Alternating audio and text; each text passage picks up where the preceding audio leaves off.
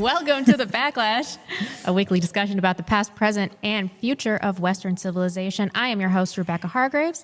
You may know me from my YouTube channel, Blonde in the Belly of the Beast. I'm joined with my regular co-host, Dave Riley. Hey, everybody. Have a good night. Vincent Hope you're James. having a good night. Hey, how's it going? And Cameron McGregor. Happy Kwanzaa. And we have special guest in studio today, our first in-studio guest, Steve Franssen. He is an author, streamer, the ponderer. He's been on my YouTube channel, Vince's. We're so glad to have you in studio with us today, Steve. Thank you. Thank you for having me. Do you want to start by giving everybody a little bit of background on your work over the last, 10 years, right? Yeah. Oh, the long and short of it. Well, I was on this show called This Week on the Alt-Right for a while, a couple years. And then after that, I got in with some America Firsters and was trying to help Trump get a second term. And then I was live streaming on cozy.tv for a while. Right. And then I quit politics. I was having some health troubles and just wanted to refocus on philosophy, which was my original love. I was into that way before politics, and that's been fantastic, actually. My health has been way on the up and up, and I've been really happy doing philosophy. And so, but I saw you guys were doing this show, and I knew I'd be passing through town, so I thought I'd stop by and hang out with you guys. So, well, are you ready for us to drag you into the hell of the political sphere again? Yes, let's do it. Seems like a lot of people that were into philosophy just became like racist. True. I used to watch Stefan Manu back in the day. Yeah. Stefan was like, he gave me some of my first like real red pills about certain things. Yes, indeed. Yeah. I wish I would have listened to him about, well, I wasn't listening to him before, but he talked a lot about Bitcoin back in like 2013. Mm-hmm. If I was listening to him back then, I would have been real good. But his takes are hit or miss. Like I remember during, I think it was a few months after COVID, so when everybody probably should have figured it out, he made a video talking about the morality of infecting people through your own negligence by not wearing masks and social distancing. And after that, I was like, nope. And I liked Stefan. I've been on a show. We did like a therapy session together, and we talk sometimes. Yo, a therapy session together. Yeah, What's that yeah. like? Let's go. Well, that was his thing. He was like a therapist or Yeah. whatever, like an online, and he would record. I used to love listening to him. I would only listen to him for like the stuff about current events. That's not an argument. Not an argument.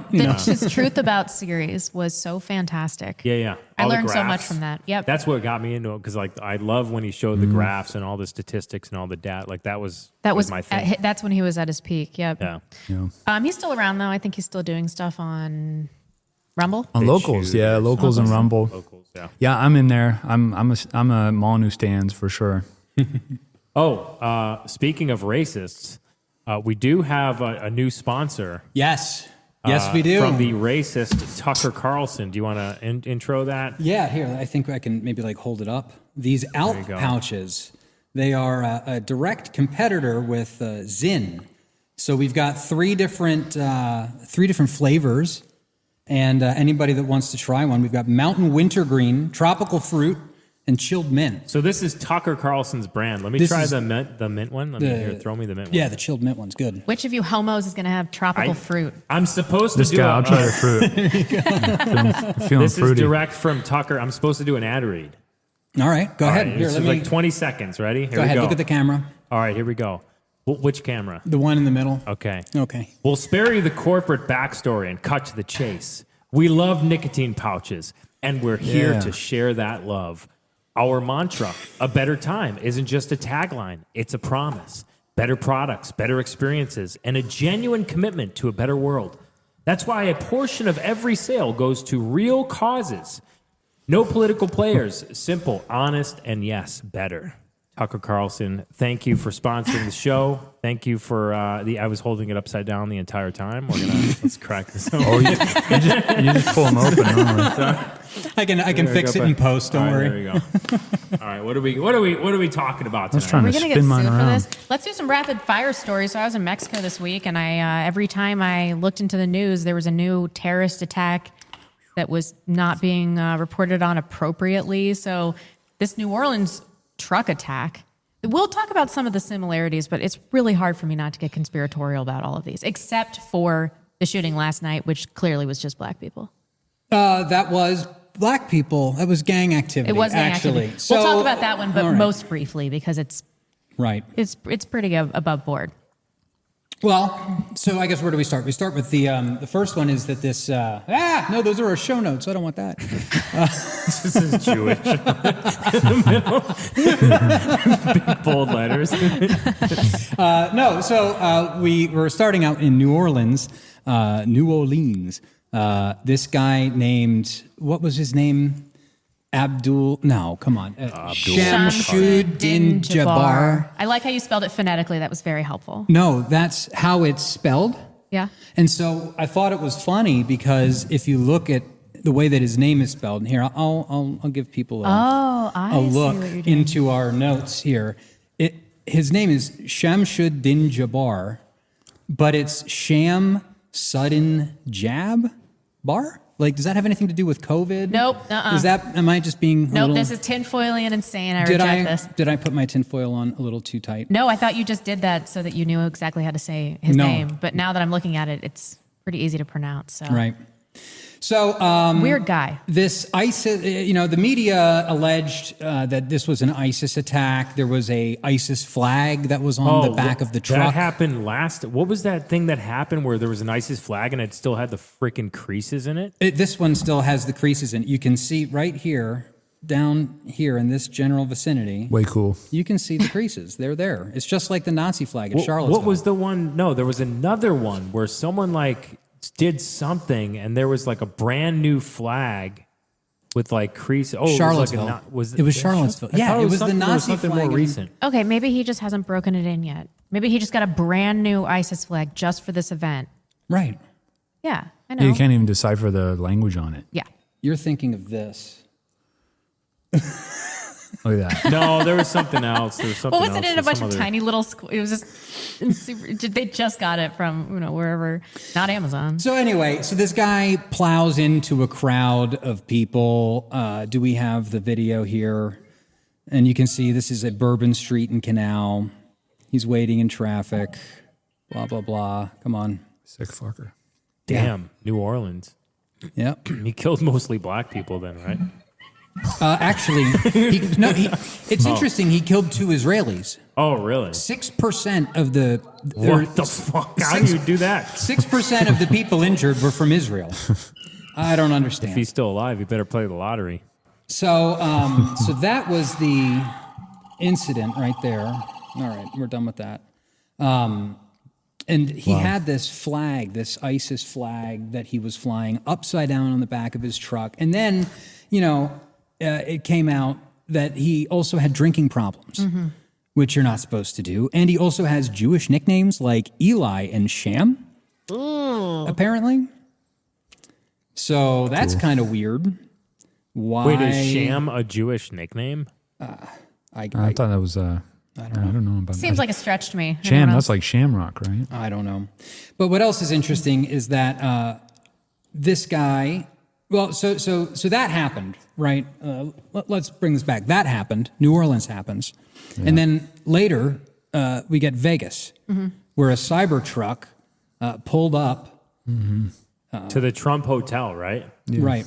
Pulled up to the Trump Hotel and just exploded? It blew up. Yes. Clip 2. Oh, there Holy. it is. What the... That looks straight out of a Holy movie. shit. I never even saw that Oh, video. really? You Yeah, ever it's saw crazy. that? No, Yeah. I know. I knew goodness. that. I saw the pictures of it on fire. I didn't know it blew up like that. Yes. Oh, Yeah, the man. story gets even weirder. This guy, Matthew. I was just joking. I didn't know it literally blew up. No, it did. Let's go, Libelsberger. guys. Livelsberger.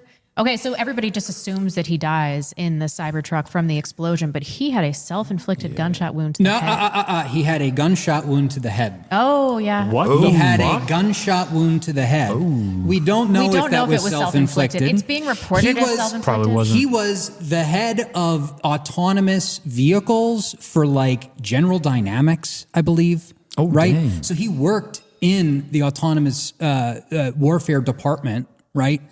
And his body shows up in this Cybertruck with a hole in his head. And 17 seconds after the Cybertruck pulls up in front of the Trump Hotel, it explodes. So is it possible that this guy was actually already dead? Yeah, and it self-drove. And it was like a missile, basically.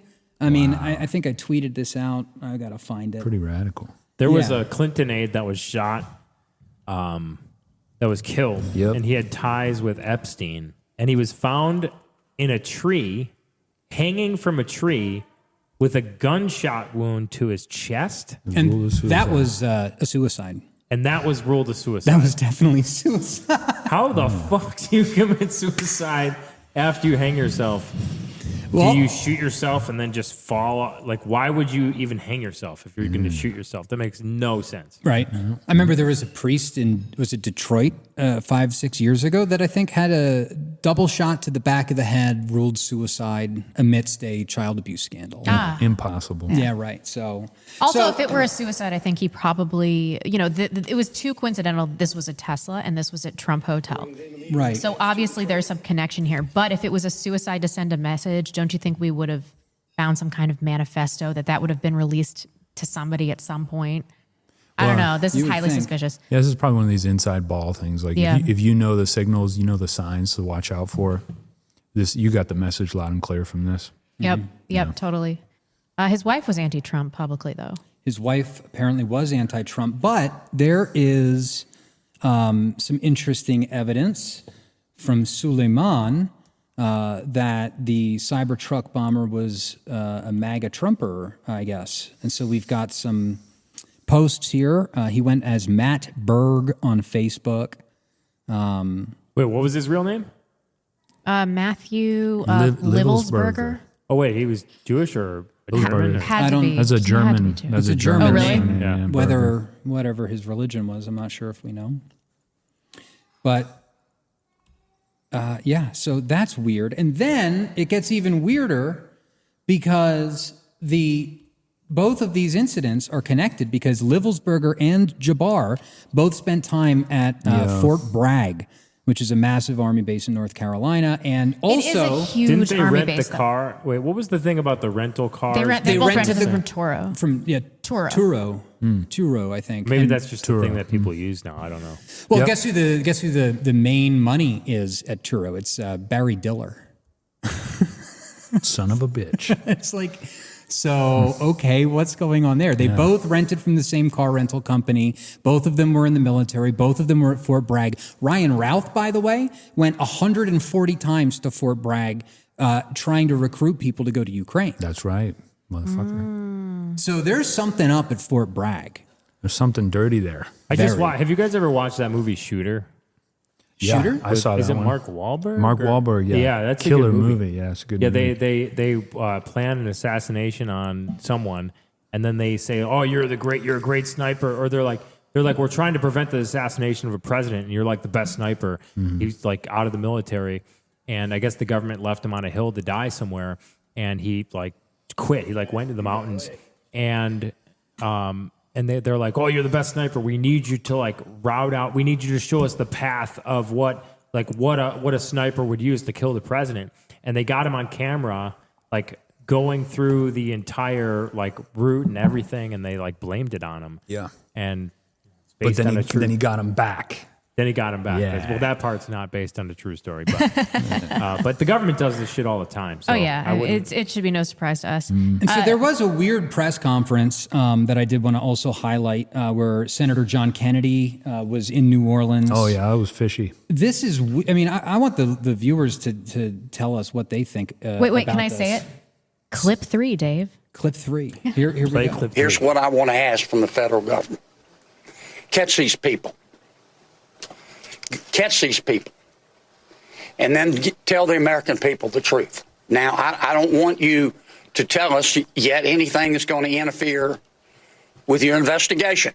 And there are things that I've been told that I think are true that I'm not sharing with you today because it could interfere with their investigation. But after we get to the bottom of this, they need to tell the American people the truth.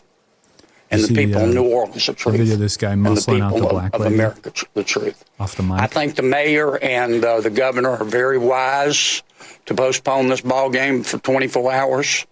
There's just too much stuff we don't know. and it's just not worth it. But I guess my final point is, I will promise you this: I will, when it is appropriate and this investigation is complete, you will find out what happened and who was responsible. Yeah, right. No, we Or never I do. will raise fresh hell. Oh, whatever. Oh, fresh hail. Wait, what is he talking about? Well, so this was about the New Orleans one.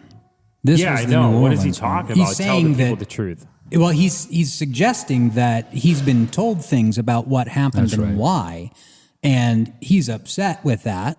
And he's saying that if that story doesn't come out, then he's going to spill the beans on it, I guess. I wonder how much. Oh, by the way, we're going to read super chats at the end of the show, so send your super chats. We do a whole segment at the end of the show. Powerchat.live/thebacklash. Bottom left-hand corner. And I've actually got something fun for everybody. Next week we should be getting a brand new version of this that will be beta testing. I got a friend of mine who's a programmer to build us a version of this that's totally decentralized and built on Bitcoin. So it'll be Bitcoin native. You'll be able to use Lightning and Liquid Tether, like USDT on the Liquid network. And it hopefully will be using serverless software that's totally peer-to-peer. And so we I won't... don't know what you just said, but Uncancelable for those super who chats. don't know how to use that, just use PowerChat. Powerchat.live/thebacklash. And then the FBI this week amazingly found their competence, and they were able to thwart this plot against AIPAC. Oh yeah, I was just going to talk about that. Like, what if they like try to blame this thing on like this New Orleans thing? They're going to say, oh, it was like this guy was like very anti-Israel, and like I bet you they're going to do some shit like that. Yeah. And now you got this AIPAC attack that the FBI isn't saying was directly like it was a direct. There was no direct connection that he was trying to attack the people at AIPAC. They haven't admitted that yet, unless there was something new that came out. But I remember a few years ago there was remember that hostage situation where there was someone at a synagogue. There was someone taken hostage by some like Muslim guy. Oh, yeah. And AIPAC or the ADL came out, or no, it wasn't AIPAC. It was the ADL, not AIPAC, right? That they were with this new thing. This was AIPAC, wasn't it? I thought it was the ADL. I could be wrong. Maybe it was AIPAC. But anyway, the ADL they came out and they're like, you better blame this on like this was an anti-Semitic attack, and the FBI was like, oh no, it wasn't. It had nothing to do with the guy. He was Jewish. It had nothing to do with that. It was actually some other dispute. Oh, And the yeah, ADL, I do remember Yeah, that. the ADL was like, oh, you better. And the FBI came out and apologized basically to the ADL, Christopher Wray, and they're like, oh, we're sorry, it was an anti-Semitic attack. So I bet you they're going to do some. They're going to do something like that. Yeah. Great. Then there was also this mass shooting last night at the New York City nightclub. So this was gang related. There were a bunch of people that were lined up at a nightclub in Jamaica, which I think is Queens, right? It's some shitty area of Queens. Yeah. To remember this 16-year-old that got shot. But the 16-year-old was part of an FNO street game for, I can't say N-words on here, can I? For N-words only crew. And I guess this was a retaliatory event. So this, doesn't really tell us anything about everything else. There were 150 pipe bombs found in this Virginia home. Oh, yeah. Hold on. Let me get that That's a up. lot. That was weird. Yes. So this was based on an informant, and apparently in the house with all of these explosives, the guy was using Joe Biden's picture as target practice. Oh my gosh. Sick guy. So why am I laughing? I'm sorry. 150. That's a lot too. Yes. And then of course there was the German Christmas market attack, which we talked about on our gingerbread stream. Terrible. Did we? I think so. And this was perpetrated by a Zionist, and everybody's been talking about that, but I kind of don't care because I'm like, what? You shouldn't be in Germany. I don't care what you think. Why are you in Germany? What are you doing here? I hate to cruise through all of these things, Holy but cow. Cameron, do you think that all of these things are related? Are we being insane? Are we being tinfoily? To say that they're related? Yeah, absolutely. I think a lot of things are happening right now because the situation economically, politically, geopolitically in the world is very unstable. Sucks. And so you're beginning to see that. Now, are there untoward influences? I do agree with both Vince and Dave, who implicated earlier, that these sort of like mass killings in New Orleans, Germany, and else, they're a bit odd. You know, I tend to divest early on from stories because there's so much misinformation. Right. That Frozen.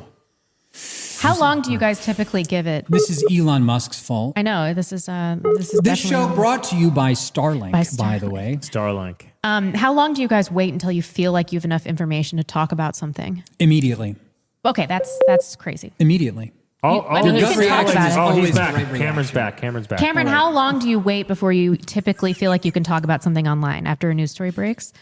Yeah, I'm patient, but I have a different objective, right? I'm not trying to get hot takes and so forth. But no, look, I don't think these are all connected. I do think that, I don't know if you heard me say earlier, but I think Dave and Vince are correct to be suspicious of these mass killings in New Orleans and in Germany. Those are a bit odd. I won't go further than that. That being said, again, try to work backwards. What's the objective? If the objective is to create friction between Muslims and whites in Germany or in the United States, it's not going to facilitate the Zionist war, okay? Nobody in Germany supports intervening in the Middle East. The support for any kind of warfare overseas in the U.S., I think, has collapsed, right? If you look at any of the surveys, nobody supports it. So if that is, in fact, their objective, it's going to fail. What it will do is it will exacerbate the racial tensions domestically. And that's really the story here, is that ultimately the direction of travel, which is what we've got to focus on, favors the emergence of the right. It favors the nationalism across the West. I don't even like to use the term right, because really what you're seeing is the right-left paradigm is collapsing, and you're seeing nationalism emerge against globalism, which is seized control of institutions, the media, et cetera, et cetera. That direction of travel is only picking up pace. And I suspect that we're in a feedback loop. What that means is that everything we're starting to see is going to reinforce that conflict. Some people are going to interpret that as conspiratorial. I think less so. I think really things are just sort of descending into anarchy, and this is going to pick up in intensity throughout the year. The only other thing I would add is that don't assume at all that events are top-down driven. You know, right. I said this a few weeks ago about the events in Syria. Just because Joe Biden comes out and takes credit for it doesn't mean it was his brainchild. It certainly doesn't mean that some umbrella organization is doing things. Lots of what's happening is at the local organic level that may or may not have anything to do with the overall, HQ involved. Right. And I think that we have to think about the mental health issues with the individual that's watching the infrastructure and the society around them collapse. So they have even less support, and they already have problems with reality testing. So we're seeing chaos emerge, and the obvious solution to a chaotic world is order. And that is when authoritarianism and nationalism can rise. I was even going to bring up the fact that even Bernie Sanders is on our side of the H-1B debate. Yeah. It's kind of interesting. I think the Democrats, because they're more the traditional Labor Party, they're going to be even good on this. So things are blowing. The one thing I want to say about go ahead, Cameron. Just real quick, Vince. I don't mean to cut you off, but no, one thing go ahead, cut me off. That one thing is very important is that things are becoming very binary. Okay, if you go back politically, maybe 10 or 20 years. Things were a lot more fluid. In other words, you could have multiple different opinions on things. The H-1B issue, which I know we're going to elaborate on in a moment, I think terrorism, a lot of these domestic issues, they are shrinking in terms of an A-B paradigm. And a lot of it is about race, okay? It's forcing the issue. That issue is stimulating an awakening. And that is going to strengthen nationalism. It's going to strengthen our side. And I think ultimately that's what you're seeing. Again, the direction of travel, to me, seems very clear, even though these events are very murky and chaotic. So don't lose sight of the big picture. Yeah. No, I was just going to say the same thing as I don't know about the Christmas market thing that we talked about back during the Christmas special that we did. That was back in the Christmas special. We talked about that, right? Yeah. That happens all the time in Germany, right? Their solution to the problem, though, is not to get rid of those people. Their solution to the problem is to set up more cement blocks around Christmas markets to try to prevent them from killing people. When in reality, you should just get rid of these people. And it's just like with the H-1B thing. It's like those sorts of things, while they are tragic, it does wake a lot of people up. The H-1B discussion, a lot of the people that are like pro H-1B on Twitter right now are actually doing more for the anti-immigration side than really anything else. I think Keith Woods tweeted about this as well. That like all this whole thing, as they try to defend H-1Bs more, they actually do more for our side than anything. And it's speaking of just two things real quick. Sorry, Dave. Two things real quick. One is cumulative. Things are cumulative now. Okay, so you can't look at these events in a vacuum. What happened in Germany has a sense of tragic continuity to it. That being said, as Stalin said, one death is a tragedy, a million is a statistic. Well, we're now in this environment in which the millions have died, if you will, metaphorically speaking, and now everything that happens is a massive tragedy. So the second piece of this is that because of the cumulative effects, now we're in an explosive situation. Yes. So you're beginning to see asymmetric backlash. In other words, again, if you look at Vivek's tweet or something of that nature, maybe a few years ago you got some pushback. Today, it's laced dynamite, okay? I think we're going to start to see more and more of that in terms of tripwires being everywhere. And bear in mind that this is where the elites are going to be exposed, okay? Because they don't understand that the political dynamics have changed. So they're going to, I think in a sort of retrograde fashion, they're just going to try to virtue signal their way through it. It's not going to work. Absolutely, they're going to need another new Pearl Harbor to get people on board with another war. Like it's going to have to be something really big. These little one-offs that they try here and there, it's just not going to work. But it does seem to be building, right? It seems to be picking up steam and pace. Right. Well, it is. Even the mainstream media on the left has acknowledged that they've taken some real L's. We have this. We're going to talk about this MSNBC article if you want to pull it up, Dave. Yeah. They talk about, it's this op-ed about all of the ways that truth bombs in 2024, media is over, anti-Semitism is cool, DEI is kaput. All the ways that the right is taking back the culture. I don't want to talk about this that's too from much. the Wrap, not MSNBC, right? Oh, MSN. I see what you're saying. MSN. Oh, whoops, did I say MSNBC? yeah. Sorry. MSN. Whoa, that's on MSN. That's just the first segment, the year 2024 will be the year the media fell apart. The ecosystem has been cracking for decades. In 2024, it fully fell apart. And then he's talking about people leaving mainstream media networks and starting very successful YouTube channels that are trumping the numbers at the previous legacy media, like Don Lemon, Megyn Kelly. And then the year anti-Semitism found a home on the left. I think that that's important. There are a lot of admissions. Those anti-Semites. Remember that anti-Semitism, I mean, we shouldn't even use that term Right. because it's Right. not. Let's just say an objective assessment of Zionist control of our government, et cetera. As I've said before on this program, that at least since Reagan has really come from the left, okay? But now it's coming from the right. And I think these two things are beginning to converge, as Dave said a moment ago. Yeah. Absolutely. Yeah, it's interesting too, because like when you look at like the 1990s with the Monica Lewinsky scandal, and you can see how like the Likud party was very close, almost indistinguishable with the Democrat Party. And then over the past, really since this Trump thing has happened, the Israel question has become politically polarized, and Netanyahu and Gallant and all of these people have been very upset with the fact that supporting Israel has become a political left-right fight. And that's their own fault. They did that. Who was the one that hacked that Twitter account? What Twitter account got hacked? Ford. The Ford Twitter account, and we all know what Henry Ford wrote about the Jews. The Ford Twitter account got hacked, and they tweeted out, Israel is a terrorist state, I think is what they tweeted. Yeah, let me see if I can. Israel's committing like genocide or something. Let me see if I can Pretty pull it up. interesting. I think it was funny to choose that account to hack. There was a really important article that was written. I don't know if we're going to talk about it directly, but there was a very important article that was written by Alexander Dugin, who I think addressed the issue of Zionism better than I've seen it addressed in quite some time. And he basically phrased it as follows. He said, we've gone from Auschwitz and the legacy of the Holocaust and the principal victimization of Jewish people to Gaza. Mm-hmm. And that is a powerful shift that the Zionist powers that be have lost complete control of. they're trying to get control of that narrative. They're trying to deflect and reframe. And I think they've utterly failed to do so. I really do. Their last hope, as I think Dave alluded to a moment ago, is Donald Trump.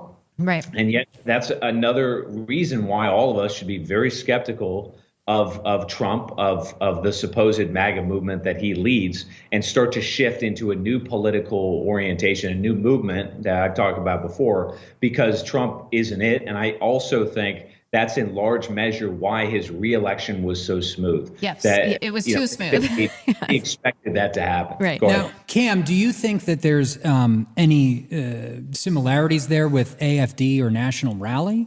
The way that the Zionist issue is kind of turned into a Republican Party issue. Is that happening with AFD and with National Rally? Yeah, because you got Elon always like boosting, like glazing AFD on Right, Twitter all the time. right. Stop saying glazing. He's glazing them. He's glazing them. It's correct. What do you think? I got a smile out of him. Oh, I don't. We got him to I- smile.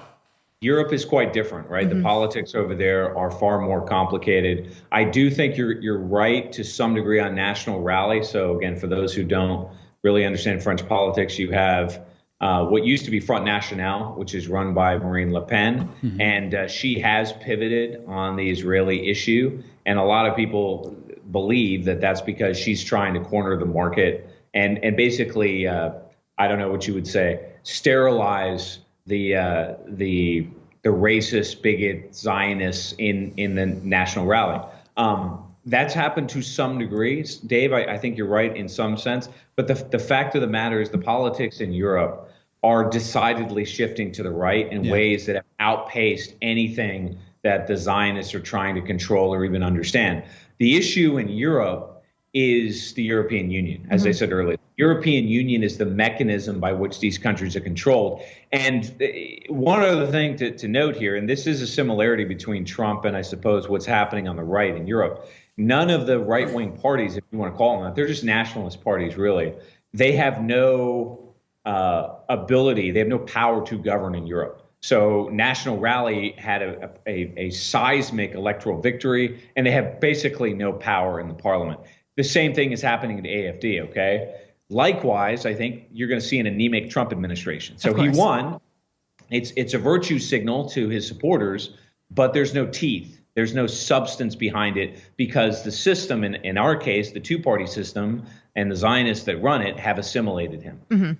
That Dugan article was excellent, and I think that he did just a perfect job capturing the issue. I think you're right in a way that people haven't done, nobody else has done in years. Steve, do you think that Jews are going to be able to regain control of the narrative in a meaningful way? Do you think that they're going to put up some kind of, I don't know, they always use emotionally manipulative tactics, but what do they even have anymore?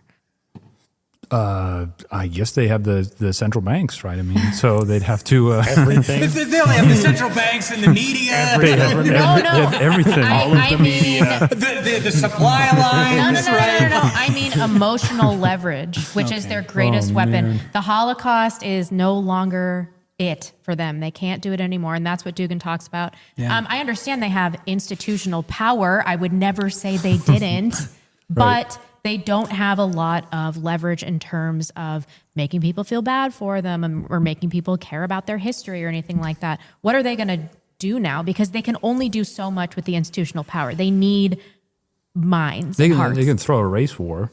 That's Yeah. true. But how is that Right? going to make people feel good about Jews again? They just My distract my everybody. sisters are Distracting. teachers, and my one of my sisters. So one of them's a nun, teaches at a Catholic school. The other one is just a normal teacher, teaches at public school or whatever. And she talks about how they are made to teach about the Holocaust in Yes. in Of school. course, yeah. So a lot of schools, it's like a mandatory thing. Yes. So if they can re-educate through education the next generations, and they have control of the media and stuff like that, they would just be like a continuous cycle of this sort of like, we're on the cusp. Oh, we're not on the cusp anymore. We're on the cusp. Oh, we're not on the cusp anymore. Because you just got these generations just being cycled through with this re-education and this like brainwashing. But How maybe long- it's starting to crack. I hope it is. Who here was taught about the Holocaust in school? I was taught all the stuff about the lampshades at and the what- freaking. Me too. At what age Every you? age, young. I remember young. Yeah. Do you remember what grade you were in? I remember Elementary you had to school. read. You had to read the all the books, and you had to watch the movies and. So I remember for me it was third grade. Third grade when they were How showing old are you? me, Like 8? yeah, I don't remember the grade, but and they were like showing the photos of the bulldozers, and it's like That's like dumping bodies into pits, and it's like, why would you show an 8-year-old that? yeah. Well, they're doing. Why it. would you do that? And I mean, for like MK Ultra purposes, right? To psychologically traumatize kids and create an instinctive Pavlovian response. Yeah, of course. Well, we're paying for it now. God is going to smite us. Let's show this clip of the lightning strike on Cam the wants to say Cam, something. you want to get Go in ahead, here? Cam. Just a couple things to note. One is that obviously the ADL is not necessarily an objective source to be sure, but if you look at surveys going back 20 years from the ADL and other Jewish organizations, they show a consistent increase in anti-Semitism. Now, that may not be anti-Semitism outright, because again, that's sort of a misapplied term, but awareness nonetheless of their sort of control and domination of government. I don't think it's growing. I think it has exploded. Yeah, I it's think returning. It's skyrocketed. Okay. Now, the trick to exerting influence from their vantage point, because they are a very tiny minority, was always the ability to conceal the fact that they were doing so. Okay. Yes. So that's the first battle that they've lost. Now, the recourse to that, as we've seen, has been censorship. But censorship, and this is something I've well documented on my channel, censorship not only has failed, it's caused a feedback loop in the opposite direction, right? So now you have all these people like Fuentes and many others, Tate and so forth, that not only have essentially received the nuclear option in terms of censorship, and they're back and as strong as ever and growing, okay? This is, I think, door number 2 that has closed to them. So we're at door number 3, and that is basically raw power. Now, they do have raw power, but again, remember, you have to dispense that power effectively. So in other words, if you're running a bank, you got to run it competently. My argument, the main thesis that I've advanced on this platform and others, is that they've done a very shitty job of that. Yes. Right? They have embroiled themselves in these conflicts all over the world. They brought attention to themselves in ways that they should not have done. And to Steve's point regarding the racial issue, racial consciousness and awareness of the JQ are one and the same thing.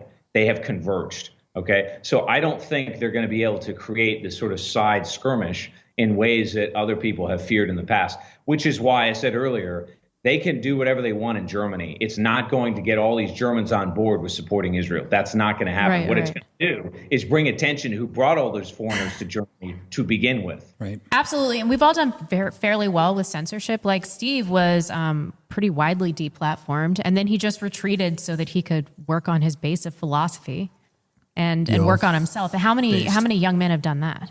I mean, Yeah. I would imagine quite a few. We all just hung out until we had an opportunity to reemerge, and now we're stronger. I think that they're really messing up. Well, and speaking of censorship, I don't think we've talked about this yet, unless I'm having a mini stroke. But this past week, over this H-1B debate that we're going to get, it's going to be the main topic. But as an aside beforehand, it looks like Elon Musk or Adrian Dittman, I don't know who's who anymore. I don't think that's Adrian. I don't think that's But Elon. What? they went through, hold on a second, we'll get to that. They went through and they suspended something like 14 accounts on the accusation that it was a botnet and it wasn't, this Project Groip thing that happened. And it's ongoing because these people, like Nick, for example, ratioed Elon Musk with 42,000 likes to 13, and that ratio happened in like 20 minutes.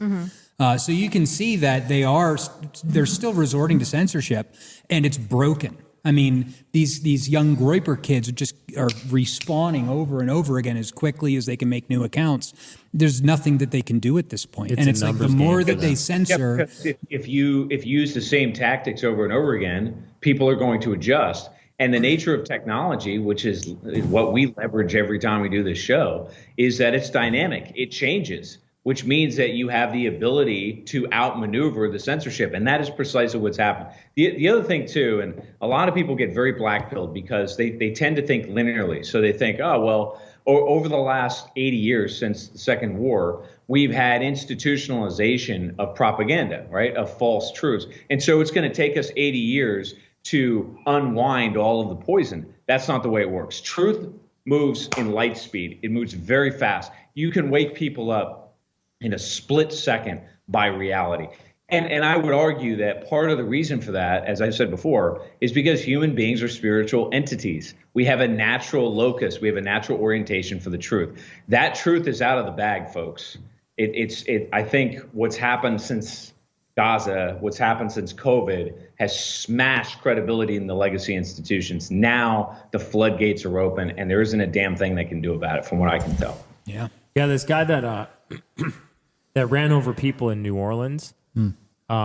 He was born in Texas, right? Mm-hmm. They say he was born in Texas. So I see a lot of these like pro H-1B people that are like now talking about immigration when it comes to him, or talking about immigration when it comes to what happened with the Christmas market.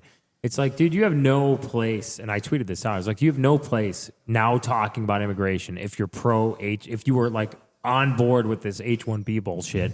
And so I tweeted this out. People were like, oh, well, he wasn't an immigrant. He was born in Texas. It's like, dude, he was a product of an immigrant. Mm-hmm. It's like when I talk about crime, and where you talk about crime rising, or the rising gangs in this country, or gang crime in this country, yeah, maybe they were born here, but they're products of immigration. Of course. Right? So when you say, we have a higher crime rate than America has a higher homicide rate than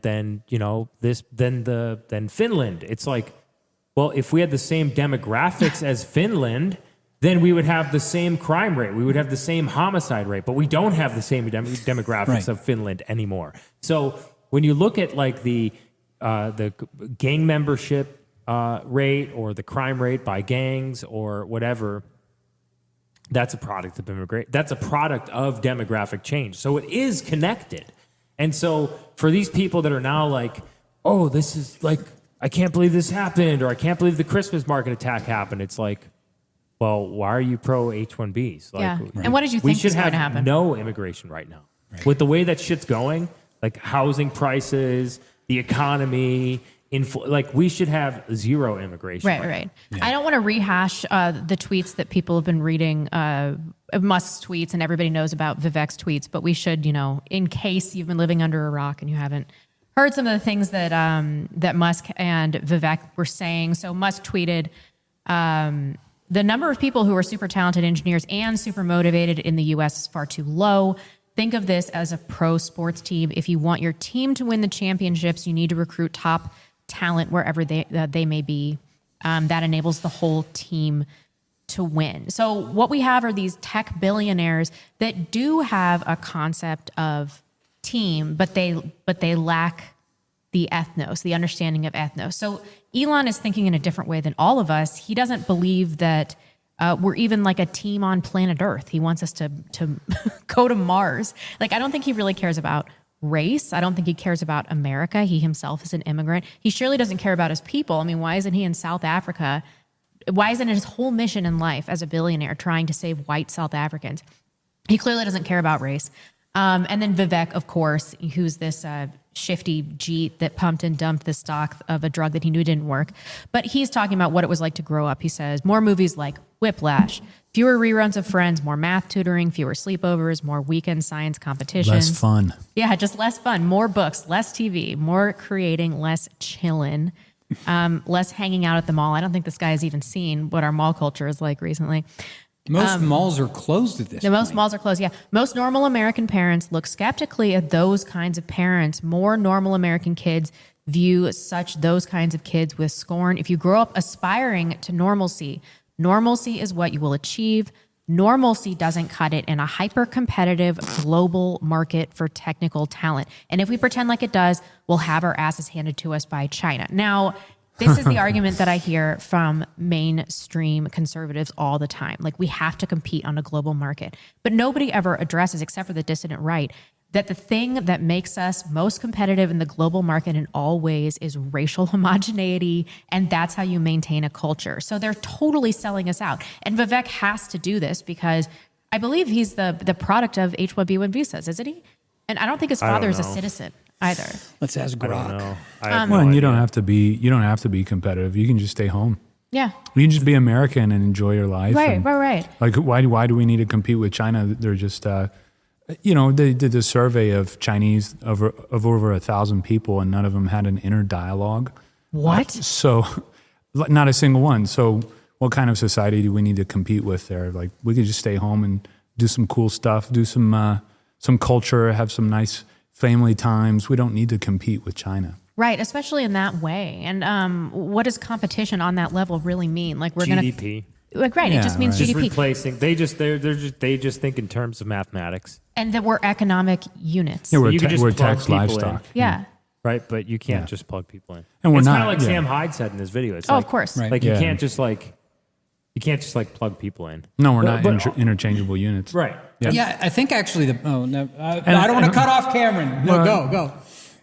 I was just going to say that, it is kind of interesting. I think Pope Leo XIII in Rerum Novarum, his encyclical on the working class, he talks precisely about this, that human beings are not mere units of economic input and output. We are souls that happen to also have a body, and we were created for something that is not of this world, something, to look forward to later. And so when you add that spiritual component into the nation, that's where you start to see, this kind of productivity. But if you're just, Right. if you just treat people like cogs in a machine. And if you're governed by fear of the government, then it stifles that creative. Yes. That's why I think, in part, I think some of it's genetic, but I think that's why the Chinese are so famously uncreative. Well, and it's productivity toward what ends? It's like, so we're going to compete with China on like Chinese things. Like we're going to make some space colony Yeah. for Elon Musk. Like, Right. why can't we make beautiful cathedrals? Why can't we make beautiful parks? Why can't we clean up our environment? We have lots of things that we can do in America that have nothing to do with engineering and coding and programming. So, Yeah, exactly. Did you see what Glenn Beck said a long time ago? He was having this conversation with Matt Iglesias, who's the founder for Vox, a liberal. And he said, we need 1 billion people in America to compete with China. That's what Glenn Beck, you can look What? up, you guys can look this up. China's about to. we need more Mexicans. China. That's what we need. China. No, 1 but the billion only way we can get 1 Mexicans. billion people is if we have open borders. That's the implication. Yeah. Right? Because we're not having enough kids to replace ourselves to increase our population. And the other thing is, it's like, let's just be real here. Let's be real simple. No one's fucking moving to China. Watch Okay, your mouth. immigrants aren't. Sorry, I forgot. This is a family show. love We're Trump trying I to China. forgot. I did a few too. We're trying to become more family oriented. We also got the studio blessed. We did get the studio blessed, so we So. need to calm it down on that. But no one's moving to China. People aren't going No. to China. Okay, in large, like not like they are here. They're going to white countries, and so that says something, right? That says something. And how are we expected to perpetuate white culture with people who are not from the West? Exactly. Because that's what Right. Western culture is. It's white culture. Comes from white people. Why did Chinese have to be the antagonists to our story? Like Right. Chinese are just enjoying themselves, having a good time. They kicked out all the non-Chinese out of their country, and they're just building their world vision. Like, why can't we do the same in America? Right. Why do we always have to be in this dialectic against somebody? And furthermore, and Cam, correct me if I'm wrong, but I'm showing on screen the image of the China 10-year bonds, which over the past, several years have just absolutely collapsed, but it's accelerated in the last few hours.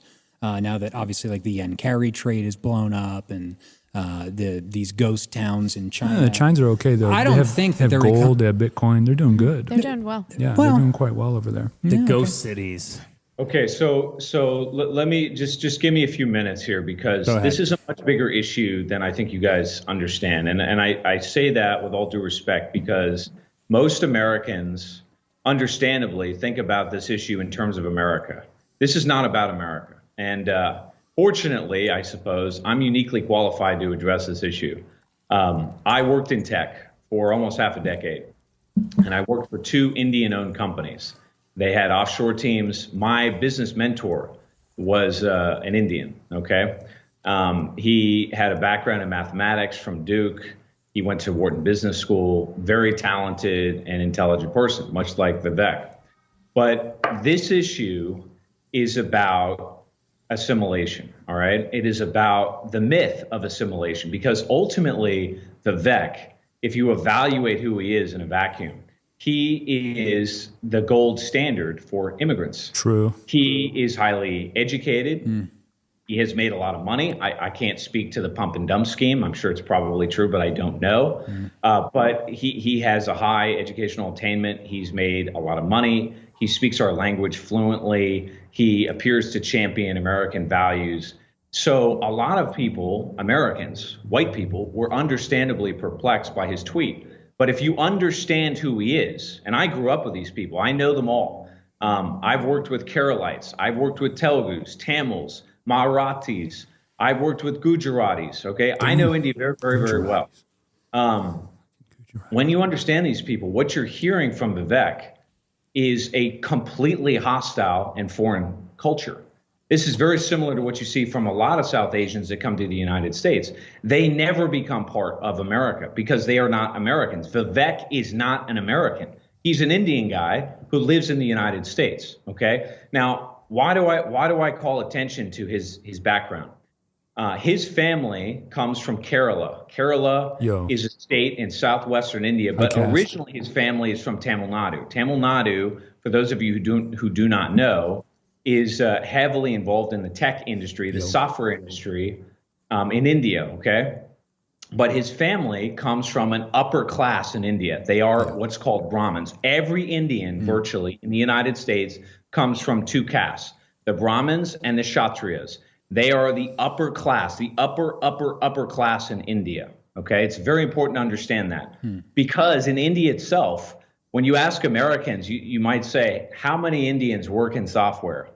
A lot of people will say, I don't know, 10% of India, 20%, 5 million people in a country of 1.5 billion work in software in India.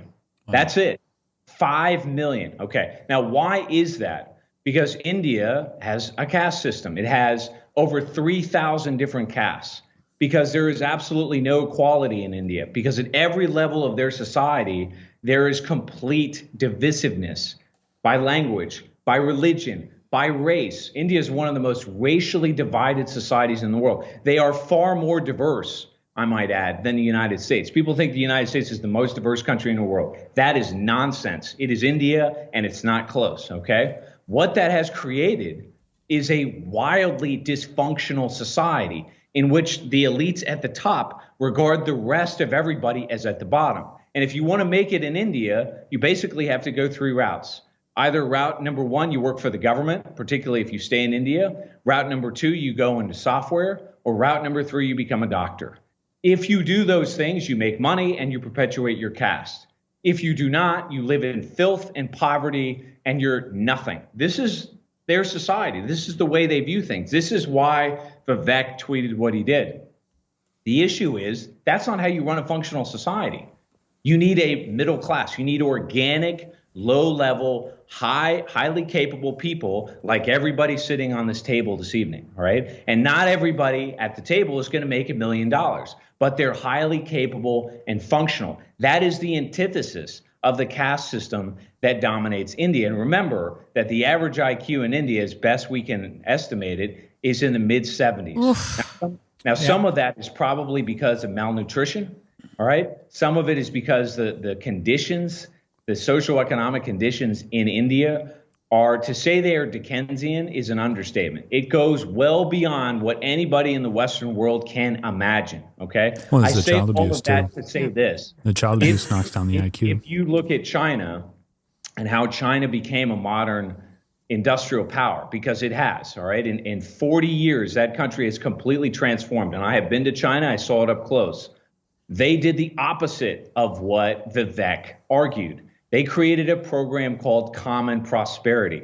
And if you read any of the Chinese documents, what they insisted upon is that their growth model would center on Western economic principles with Chinese characteristics, executed by Chinese manufacturing, by Chinese human capital. In other words, the very opposite of what Vivek and Elon Musk have proposed. But what you're hearing from these two men, specifically from Vivek, is a completely foreign and hostile culture that has nothing to do with the egalitarian, homogenous white culture that built the United States and made it a global power.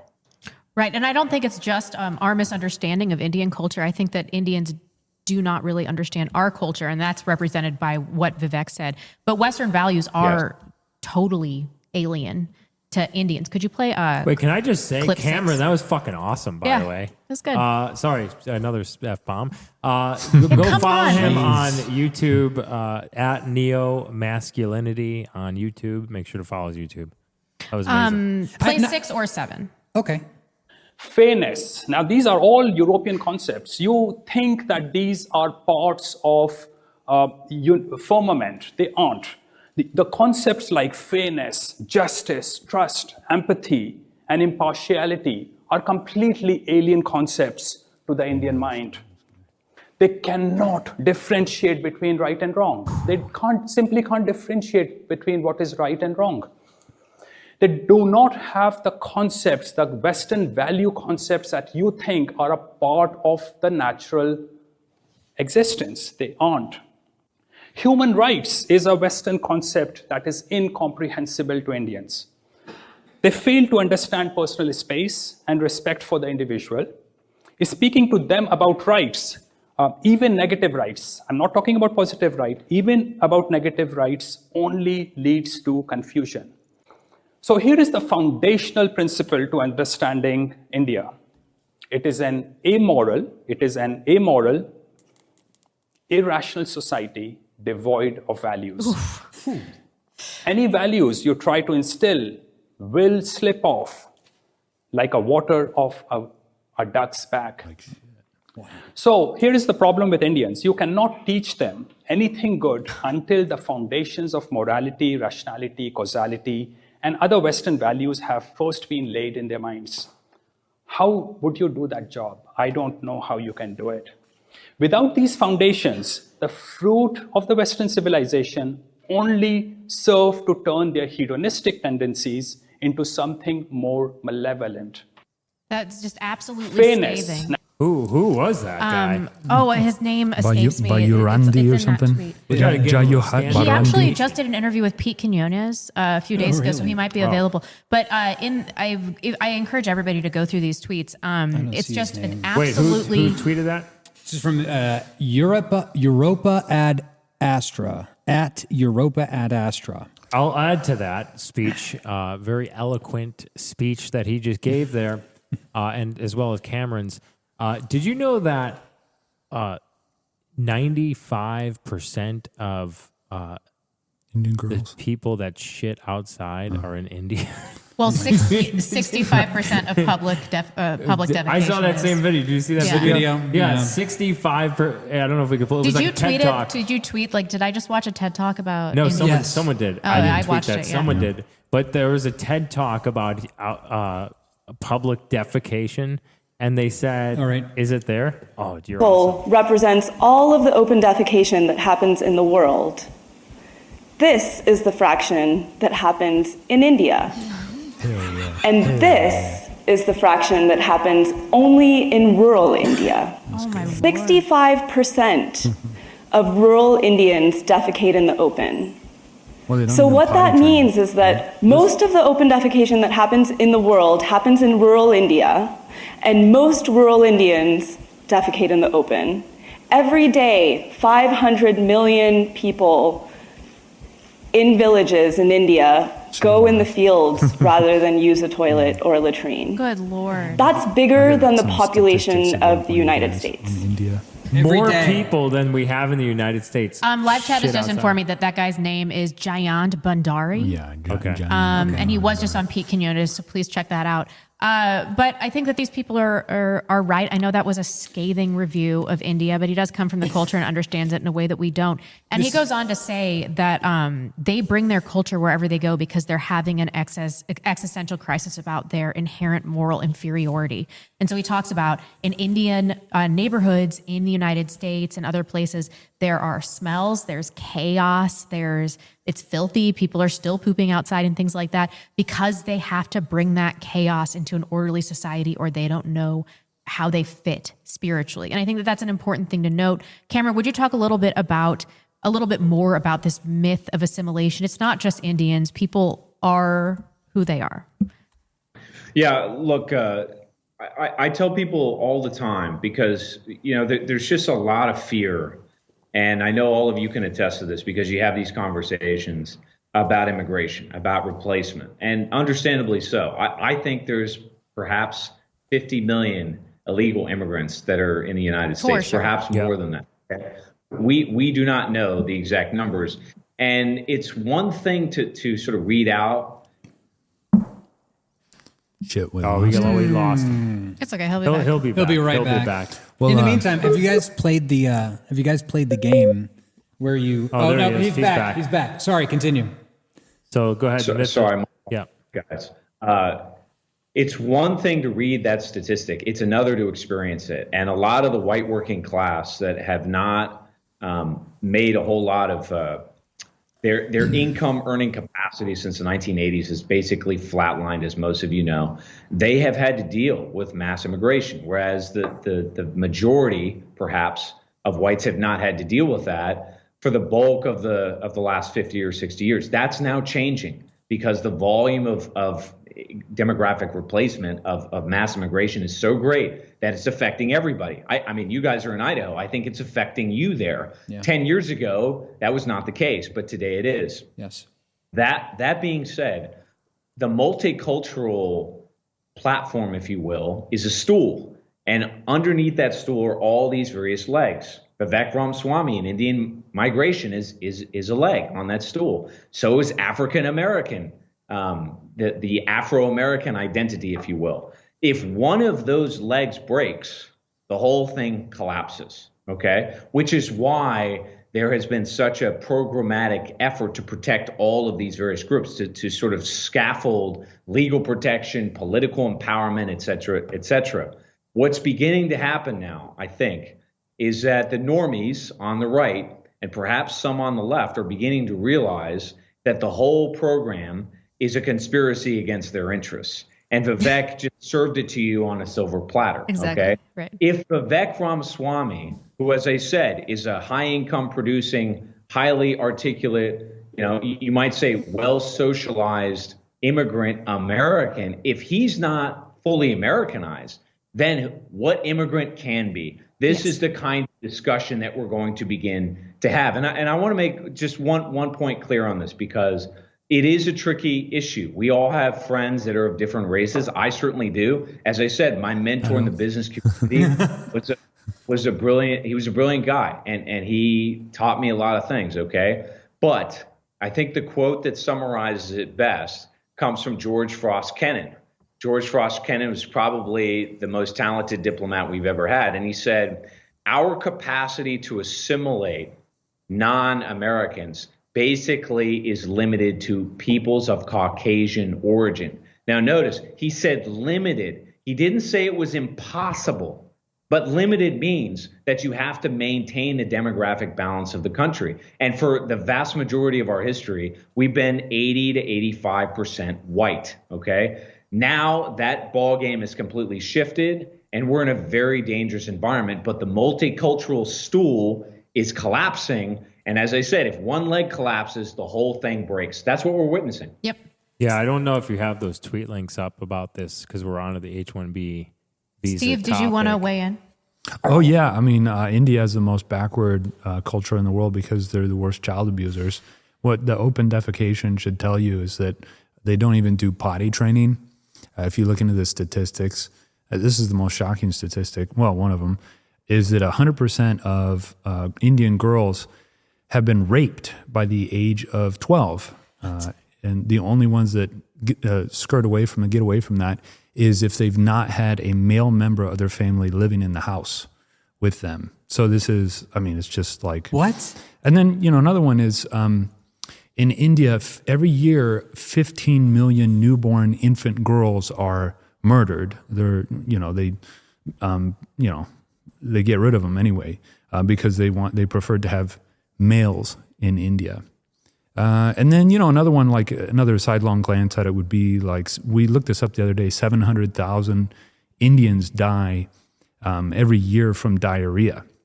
So I saw that statistic. Yeah. Yeah. So they're E. just coli. they're just horrific child abusers, and so they have to embrace mysticism essentially to hold up their whole And society. also, they all those like weird deformities that you always see videos of, like elephantitis. No, it's always in India. Well, because 9% of them are consanguineous. They marry their cousins. Well, it's all also from. I'm sure it's from the shit in the water too. Yeah, right. there are environmental factors at play too.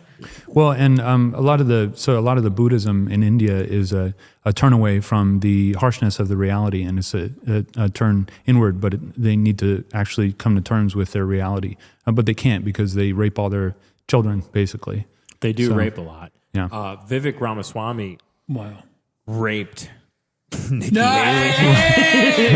that debate that one time. disavow. We do not want any liability here on I the know, right? Backlash. All right, you leave In the the debate. transitions up to me, Harry. In the debate. in the debate. Oh, by the way, you can talk whenever you want. Well, this is not. I forgot to. Tell I'm a great this is how listener, this works. so- You Raise can your just, hand. Bud, just go right in. Just go right in. It's hard to get a word in edgewise Yeah. with you douchebags, except for Cameron.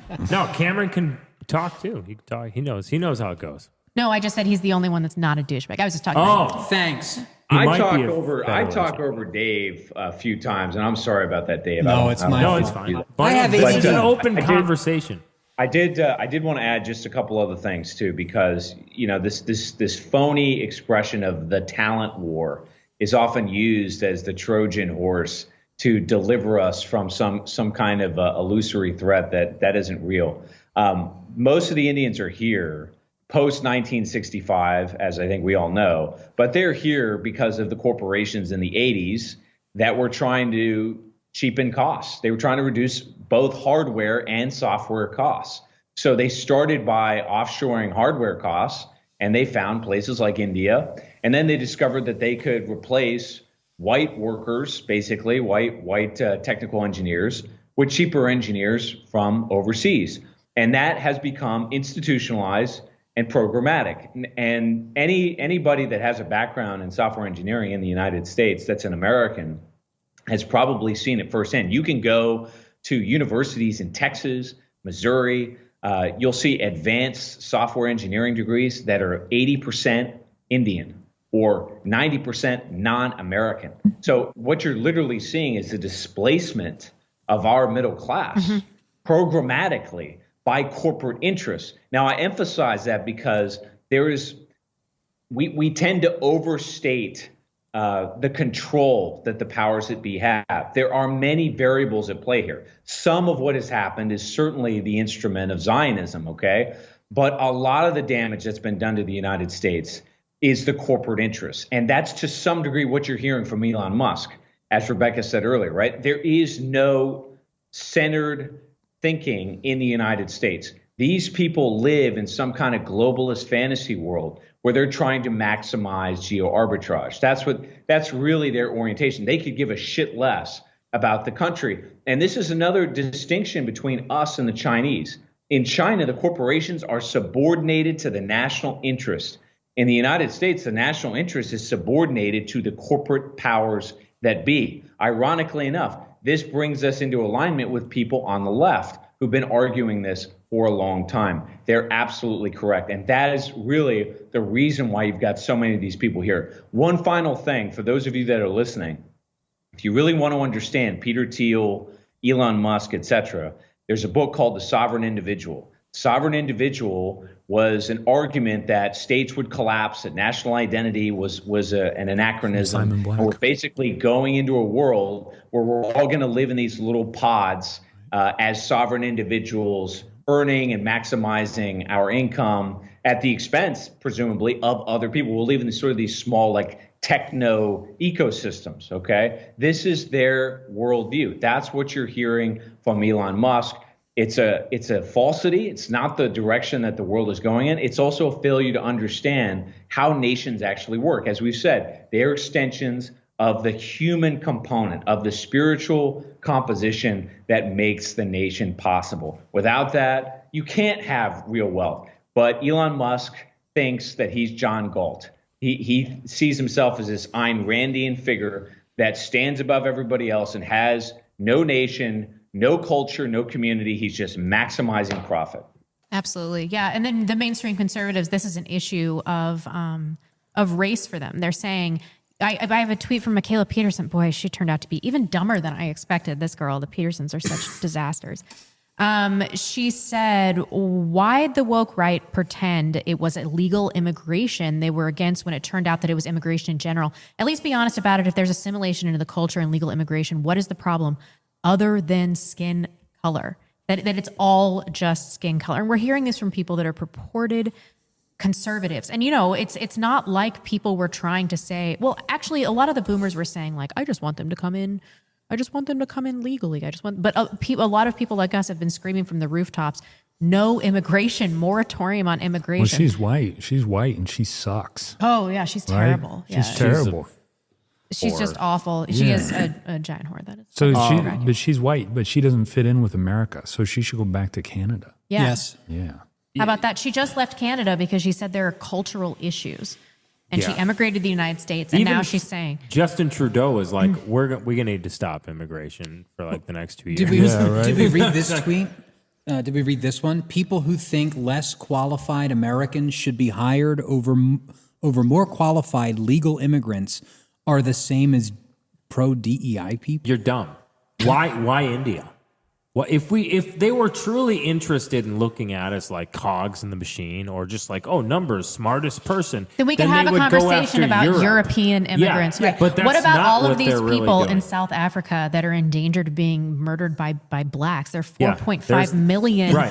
white South Africans that are all highly competent and know how to deal with angry And minorities. how long was Elon Musk in South Africa? I don't know, but he should know if he was in South Africa for a long time. Right, but, yeah, but they there's just the have IQ. to be Indians. What was that statistic you said, Cameron? 5 million out of 1.5 billion. Right.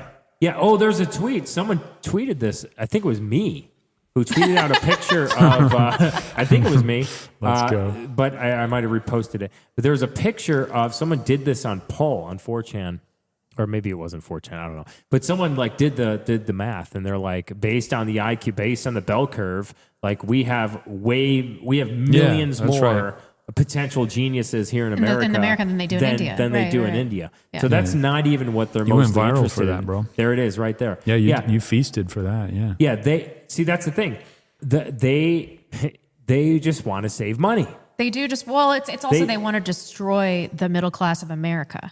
Well, yeah, but the billion. I mean, like Elon Musk, he just wants to make money. Yeah. Like he just wants to pay people less. Yeah.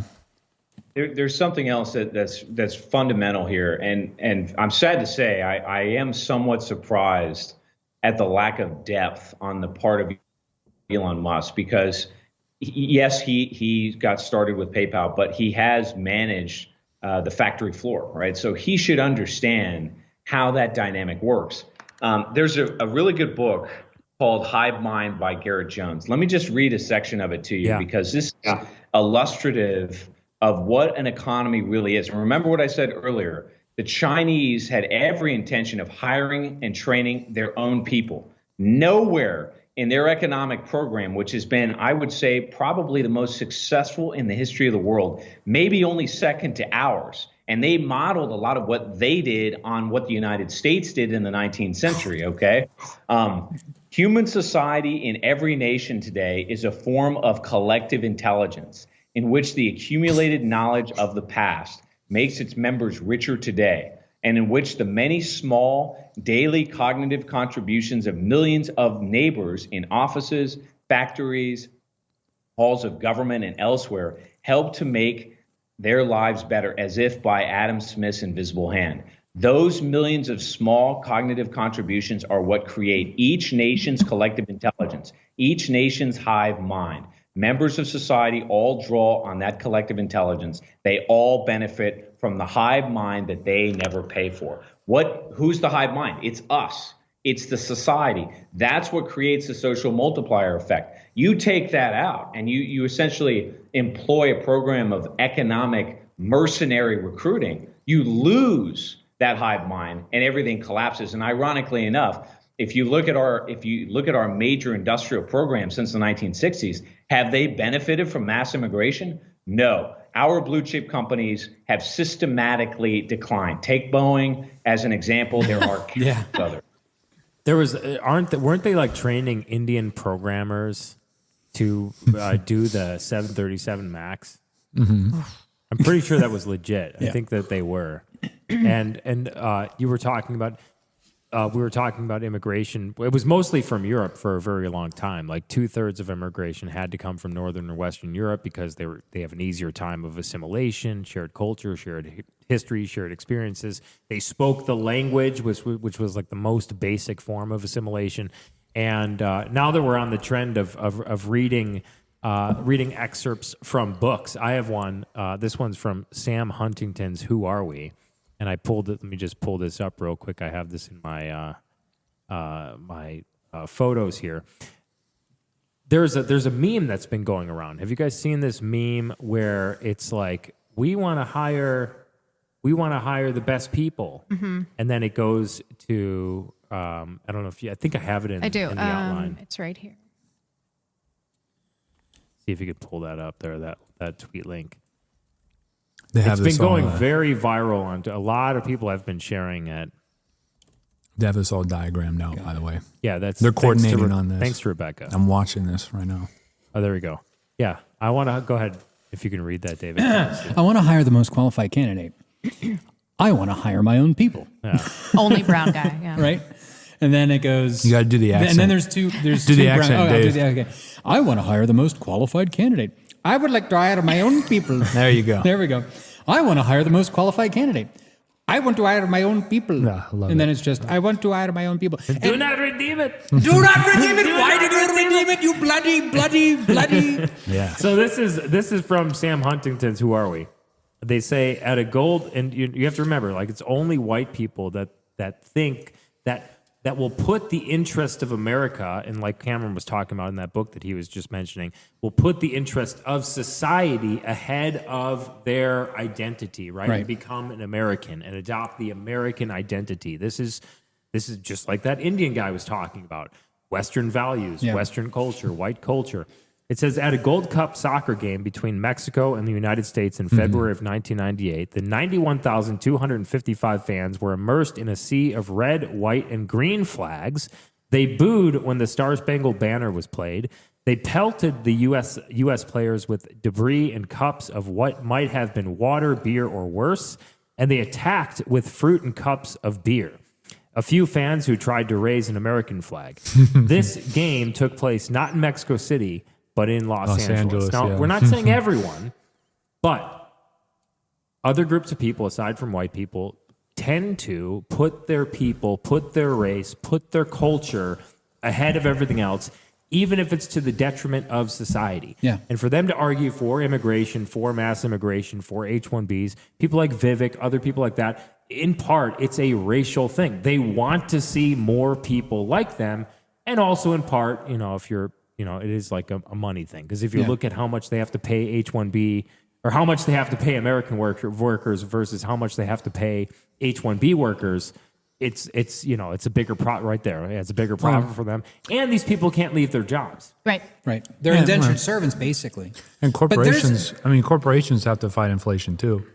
Oh, right. Okay. I'm just a business owner. Yeah. There is some truth to this meme. I mean, it to a large extent, our technology sector has been captured by a foreign caste system, and that is how technology in Silicon Valley operates. Yes. 100%. And I've seen it firsthand. My wife has seen it firsthand. My wife used to work at Ernst & Young, which is one of the worst offenders when it comes to H-1Bs. And she would have to, because the cost of living in the city is so high, she had to live 3 hours away from Silicon Valley. So she had a 6-hour commute every day. Good Lord. And then she would work 6 hours every day. 3 hours there, That's 3 hours crazy. back. Holy moly. And then she would work, 10 hours, get home, get 3 hours of sleep, glad she's do it out all of that over job. again.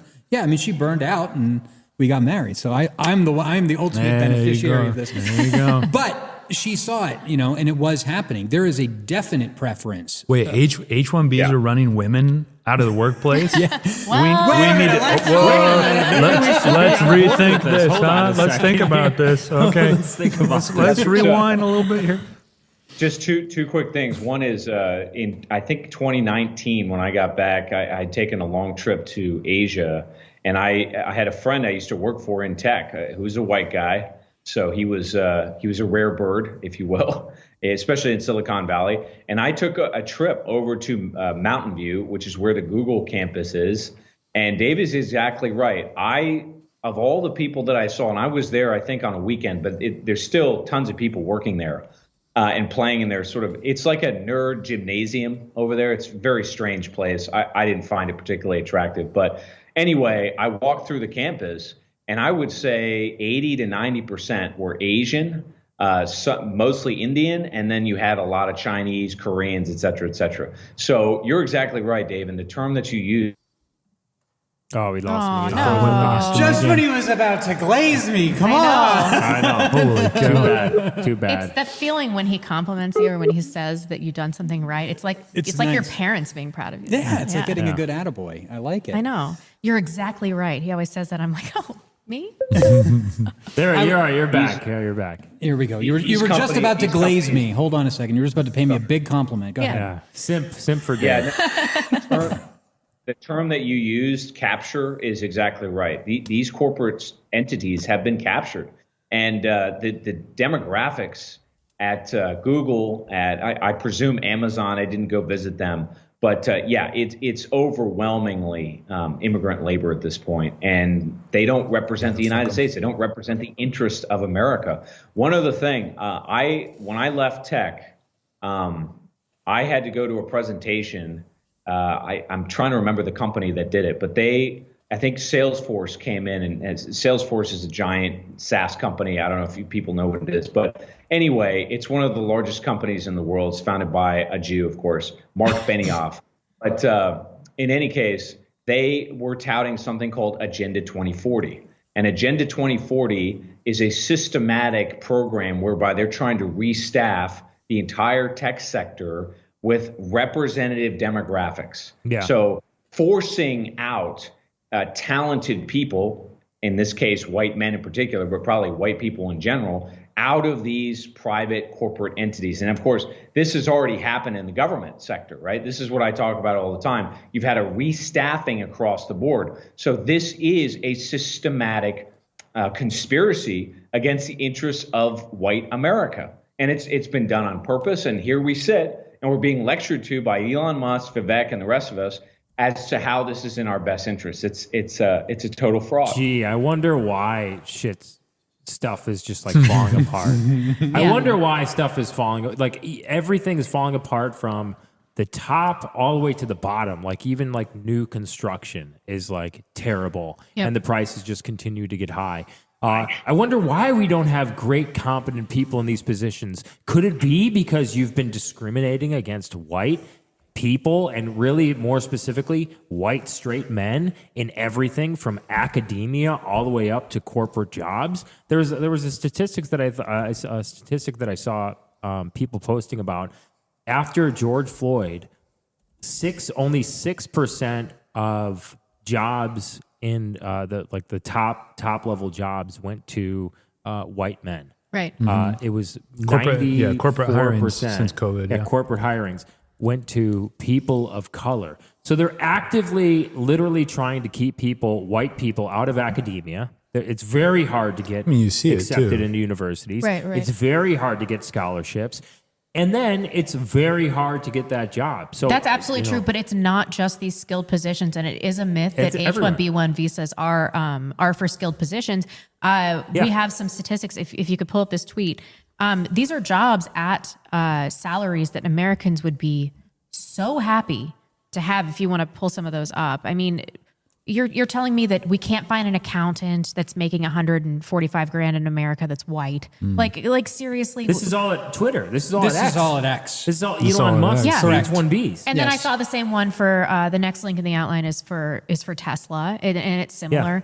And it's unskilled positions. We're talking about plumbers. We're talking about teachers. They're teaching English positions. Janitors. People playing pickleball, male dancers. Male dancers, strippers. Yeah, it's H1B strippers. H1B. We could do yep. it. We could do it. There was a community note on that one, but I still chose to say it anyway. Oh, was there? Okay. Well, I'm sure there is. I mean, like this is how they could pay these people less. It's just like with everything. You know what they say? They always say it's the jobs that white people won't do. No, it's not. It's all those jobs. It's those all the jobs jobs have been, that list of jobs that white people won't do has been growing larger and larger and larger. slippery White slope. people won't be an accountant anymore. White people won't be marketing director I know. anymore. It's Oh, like, white people don't want to be accountants. It's like, yeah, we you do. talking about? I mean, not me, but we want to someone work else. construction. It's only I white. want to Like, dance. Yeah. Like up here, it's mostly white. Yeah. And it's the white people that do the construction. Right. I don't know. It's I the wouldn't- white people that work in the hotels. I wouldn't do some of these computer jobs. No, they sound terrible. Soul No, I'm crushing. talking about like jobs. construction, like the blue collar jobs. The Yeah, I jobs do that they the- say yeah. white people won't do anymore. We can find white people to do all of these jobs. And then the other myth that needs to be busted, I hate myself for saying Let's do Mythbusters, that it's our poor educational system that is causing this. So I read this tweet. Only 31% of 8th graders are proficient in reading, 30% below basic readers, functionally illiterate. Only 27% of 8th graders are proficient in math. Hiring American workers is more difficult because of our education system. Now, if you remove Black and Mexican students, you do only Asian and only white students, they are ranked top 10 worldwide. They are excellent. Excellent test scores. And in India, they've stopped doing some of these standardized testing because they performed so badly. Well, yeah, because the kids are like pooping in the schoolyard, right? Yeah. I mean, it's Literally. terrible. Yeah. Yep. That's And yeah, this school system thing is like America's school system is so bad. Oh yeah, compared to all the kids in India being raped, I mean, like what are we comparing here? right. Yep, that's absolutely true. Let's talk a little bit about 2016 Trump and why you guys OD'd on hopium and you're all getting what you deserve. Oh, wait, hell, before we move on to that, could I just say something about the schools real quick? Sure. Like I know that it's been getting bad. It's like even I think the test scores for white people are going down as well or whatever. But yeah, okay, I agree. We need to get our education system under control. You know what the first step of that is? Getting rid of the Department of Education. Right. They're never going to want to do that. Returning education back to the States, getting rid of all this garbage and all this. Hiring competent, high IQ white people. Right. How about that? Yeah. Jailing pedophiles. Yeah. Yeah. But the thing is like small steps, right? Yeah, small steps. But yeah, I mean the thing is that it's like this. It's so ridiculous. It's because why do we need to go to India then? Yeah. Why not Europe? Why not somewhere else? Singapore. Oh, no, it's because I think a lot of people see right through this bullshit. This is why we won this war. We won this conversation. We won this debate. Did you guys know that Hitler was going to conquer India? I was just reading this the other day. Was he really? Yeah, he had plans. He told his top generals that he was like, okay, and after we take Turkey, we're going to go down into India. We're going to take India. Yeah, facts. So he almost saved the world from the Indian menace. Oh, geez. It's just worth mentioning. All right, go ahead. Okay, so you guys, Trump is our guy. Trump's going to do something this time, blah, blah, blah, blah. So everybody's feeling betrayed that, wait, how do you say his name? Saran Krishnan. Yeah. Okay. That he wants to remove caps on H-1B visas.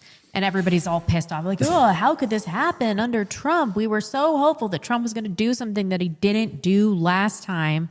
God, you guys are a disaster. So let's pull up this clip of Trump in 2016. It's clip That's his 5. real head, by the way. Yes, it is. Oh, yeah. I made a hilarious tweet about him getting stuck in a six-pack ring when he was a baby. He's swimming in the ocean. Bro. All right, here, hold on a second. All right, go ahead. Pull it up. Did you guys vote for Trump? I didn't. I did. I did. You did? Yeah. Why'd you vote for Trump? Yeah. Just because there's a chance. A chance of what? There's a chance with him of releasing the J6ers. There's a chance of a lot of things.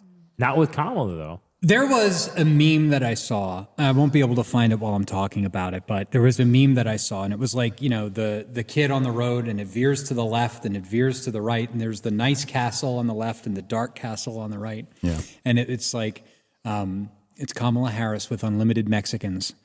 versus Donald Trump with unlimited Indians. Yeah. And if I had that meme on election day, I would have voted for Kamala Harris. Yeah. Give me the unlimited Mexican. Like they go after all their Like- political enemies, and I don't think Trump's going to let in unlimited Indians. Like, let's be real. He's going to let in a bunch of Indians. Okay, let's talk about this. Yeah, Hold but on. the border, there's 10 million since Biden took office. I don't even but they're care about Mexicans, Mexicans anymore. But it's not even Mexicans; it's everyone. Yeah, I know. It's Africans are It's taking Chinese. over whole cities. Yeah. I'll tell you why I voted for Trump. Ooh. I voted for Trump so that when he doesn't do what we want, I can be upset and I can bitch about how that's not what I voted for and that's not why I voted for him, and to prevent any idiot, woke right, whatever they are, from calling me a Democrat plant, because like, he didn't vote for Trump. He's a Democrat. He voted for Kamala. It's like, you can bitch about whatever you want to bitch about. No matter who you voted for. Here's the thing: This if Trump America, didn't baby. get elected, then people would still hold out hope for the two-party political system. If Trump is elected and he doesn't do shit, and it just continues to get worse, It's then the over. entire hope in the two-party political system is just going to completely collapse.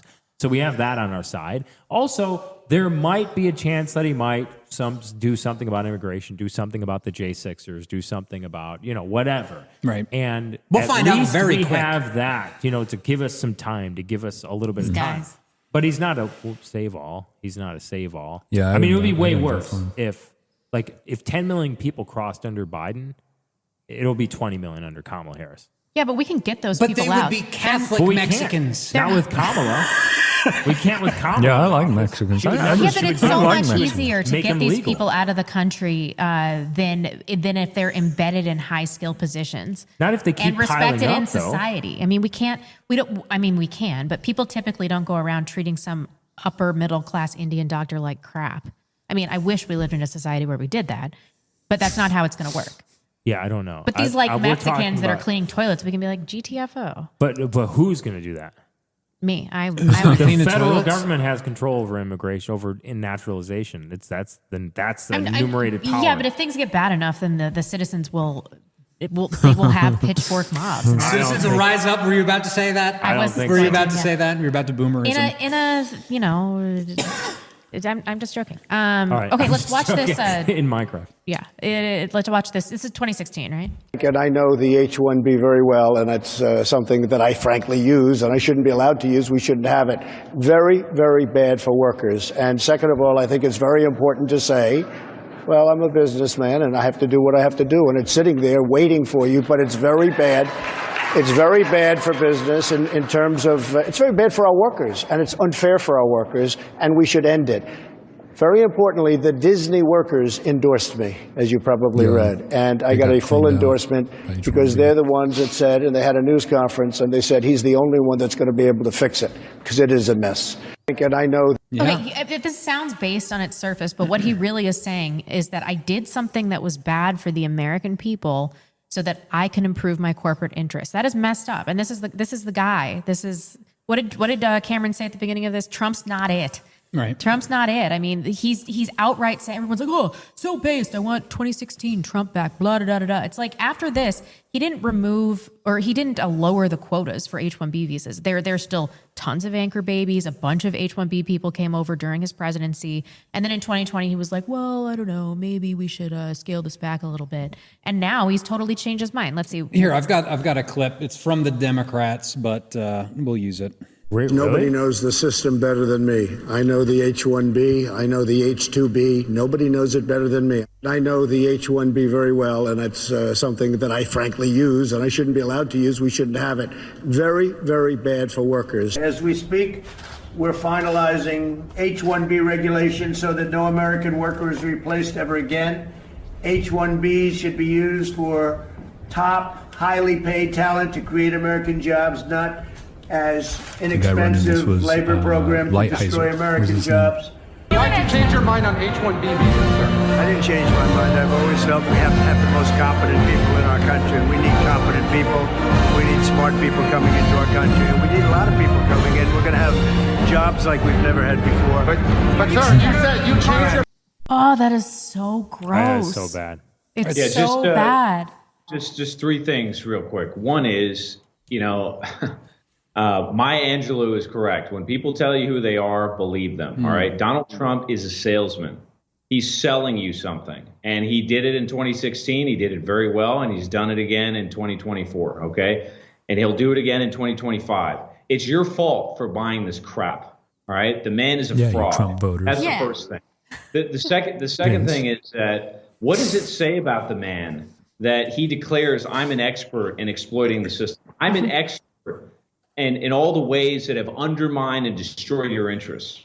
What? If you're an expert at doing that, it suggests to me that there's some moral damage that's been done to you, okay? It's not a ringing endorsement that you're going to draw a line in the sand and say this far and no farther, right? And obviously that's exactly what's happened. The third thing, and this is more of an executive component, I suppose, but Trump said, and I don't remember exactly when, maybe Dave, you can remember exactly or pinpoint when he said this, but he said, I think, when H.R. McMaster was fired as the national security advisor, that it did not matter who staffed his government. It doesn't matter. And my guess is, the reason I'm saying this is I'm anticipating the excuse that's coming for Vivek and Elon and all the rest of these charlatans that are in his administration. He's going to say, it doesn't matter who's staffing my government. Well, Mr. Trump, it does matter. That's probably the most important component of your administration. It's not just about you, but my guess is that's the excuse that he's going to use. Yeah. That was March 2018 that happened. Two things. I'm not trying to like be a Trump apologist or anything. Don't be a simp, Vince. But I'm not trying to be a Trump simp. But he did put, okay, a lot of this stuff can be undone because they're executive orders, right? But he did the wait in Mexico policy. He did a lot of stuff to keep those people at bay. And if you could look this up. Hold on a second. One moment, though. Go ahead. The guy who created the Remain in Mexico, I know him personally. That was Theo Wold. He's from Idaho. Yeah, we know Theo. Yeah. Theo's a good guy. He's maybe. Might be some sus things in his background, but yeah. I didn't say that. Okay. I love Theo. I think Theo's a great guy, and I think there's no issue with any of these connections. But he's not on the Trump team. He wasn't invited back. Right.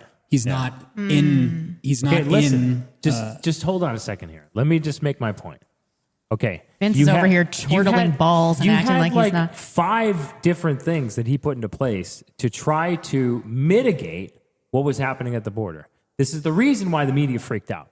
This is the reason why you had Alexandria Ocasio-Cortez at the border crying. Right. And they had the separation. They had the DNA testing. They had all this stuff. And you can look this news article up. Refugee resettlement facilities closed. Every single refugee resettlement organization in America had 0 refugees to resettle. 0. So he not only reduced the amount of refugees that were coming in and being resettled in the country, he basically shuttered all of them. And this is, and again, these things can be undone with the next administration because a lot of the stuff is, just bureaucracy, executive orders, things that can be undone. The only way to do something permanently is to get Congress, and that's never going to happen. Okay, but he's a liar, and he's in bed with Jews. I know, but I'm just saying, what I'm saying is, lesser of two evils, right, blah, blah, blah. If Kamala were to get if she was president right now, it would be another Biden times 10. And I actually gave this speech. I gave a speech outside Arizona State University, or at Arizona State University. You might remember this. After J6, I said, Biden's going to be 10 times worse than Barack Obama. And he was. In terms of going after his political opponents, in terms of immigration, in terms of everything. He was 10, and I said, and the reason why I gave, this is before he was inaugurated. I said this was going to happen. There's the video out there. The reason is because he's not going to be in control of the government like Barack Obama was. And he wasn't. It was factions, groups with different interests and different goals. So at least with Trump, there might be a chance where we can actually push him because there's going to be 10% of his administration that's maybe kind of wants the things that we want. And we can sort of like bully him into doing some of the shit that we want. But again, a president isn't going to do shit for us. A president's not going to save us all. It has to be the people. You got to stop. Yeah, so I agree with you. It's hard. It's hard. I agree with your last point, Vince. And Yeah. obviously, what underpins it is that politics under normal circumstances is the art of the possible. Unfortunately, we passed the point of no return. We are in an emergency situation. 50 million or north thereof of illegal immigrants is not an immigration problem. That's a national crisis. Yeah. Okay. That's what we're facing. However, in response to what you said, there's two things here. You tend to focus on what Trump thinks. That may be important, maybe it's not. But what I think is even more important, perhaps, is his executive capacity. In other words, his executive talent, his ability to actually implement the policies that he verbalizes. On that, he gets an F. Okay. Nobody stopped him from building the wall. He had the executive authority to do that. He failed. He failed to see it through. That is on him. It should not be laid at the foot of a government that's conspiring against him. Other things, perhaps, sure. Some of the wars overseas, maybe.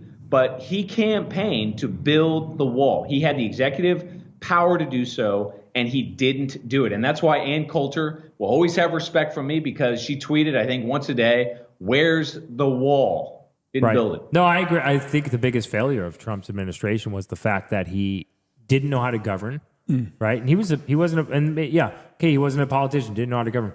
You got to learn at least go a lot quicker than 4 years. Like he didn't put the right people around him. He put all of the wrong people around him. Because he doesn't have a sense of morality, and he's a poor judge of character. We can't trust a man like that. Steve, can you get in here? Go ahead, Steve. Go ahead, Steve. I like Trump. I like Trump a lot as a person, but I just think that it's just too far gone. Like he's just having to manage an austerity situation of warring factions, and there's not the power projection that America used to have, and so I think he's in a no-win situation. So I just like the guy. I think it's the next 4 years will be sort of fun for some economic reasons, and he could onboard Bitcoin, which may blow out of control for a lot of reasons and save us. So That's another reason why I voted for Trump. yeah, I think that's the only reason I could really justify voting for Trump, is that he could accidentally onboard Bitcoin too much, and then suddenly we're looking at like $1 million a coin. But then there were arguments for Kamala, like Kamala would just push everything so far, so fast, and then you wouldn't have Trump waiting in the wings, and no one would accept J.D. Vance. So, I can see it either way, but personally, I like Trump. I like him as a person, and I hope he does well. J.D. Vance's son's name is Vivek. Yeah, Vivek Vance. And J.D. Vance and Vivek, however you say his name. He's named after Vivek They were like Ramaswamy, childhood right? friends. Is he named after Yes, they were childhood friends. Wait, really? Yes, That's what Vivek I and heard. J.D. Vance were childhood friends. And it was Ramaswamy's father that spilled the beans on them. What the heck? I They didn't were know a part that of the same elite circles. J.D. Vance's son was named after Vivek So Ramaswamy. these are That's hilarious. skull and bones guys, right? Yeah. If No, they Yale. went to Yale and they're Yale. buddies, yeah. So Yeah. Oh my gosh. I was just going to add Sam Francis, famous Catholic. Rest in peace. Wrote from Household to Nation. So those of you that have not read it, I know Dave has. Those of you that have not read it, you should read it, or if you have, reread it, because Sam Francis, who was a supporter and advisor to Pat Buchanan, told him when he ran for president. He ran, I would say, fairly competitively in the 90s.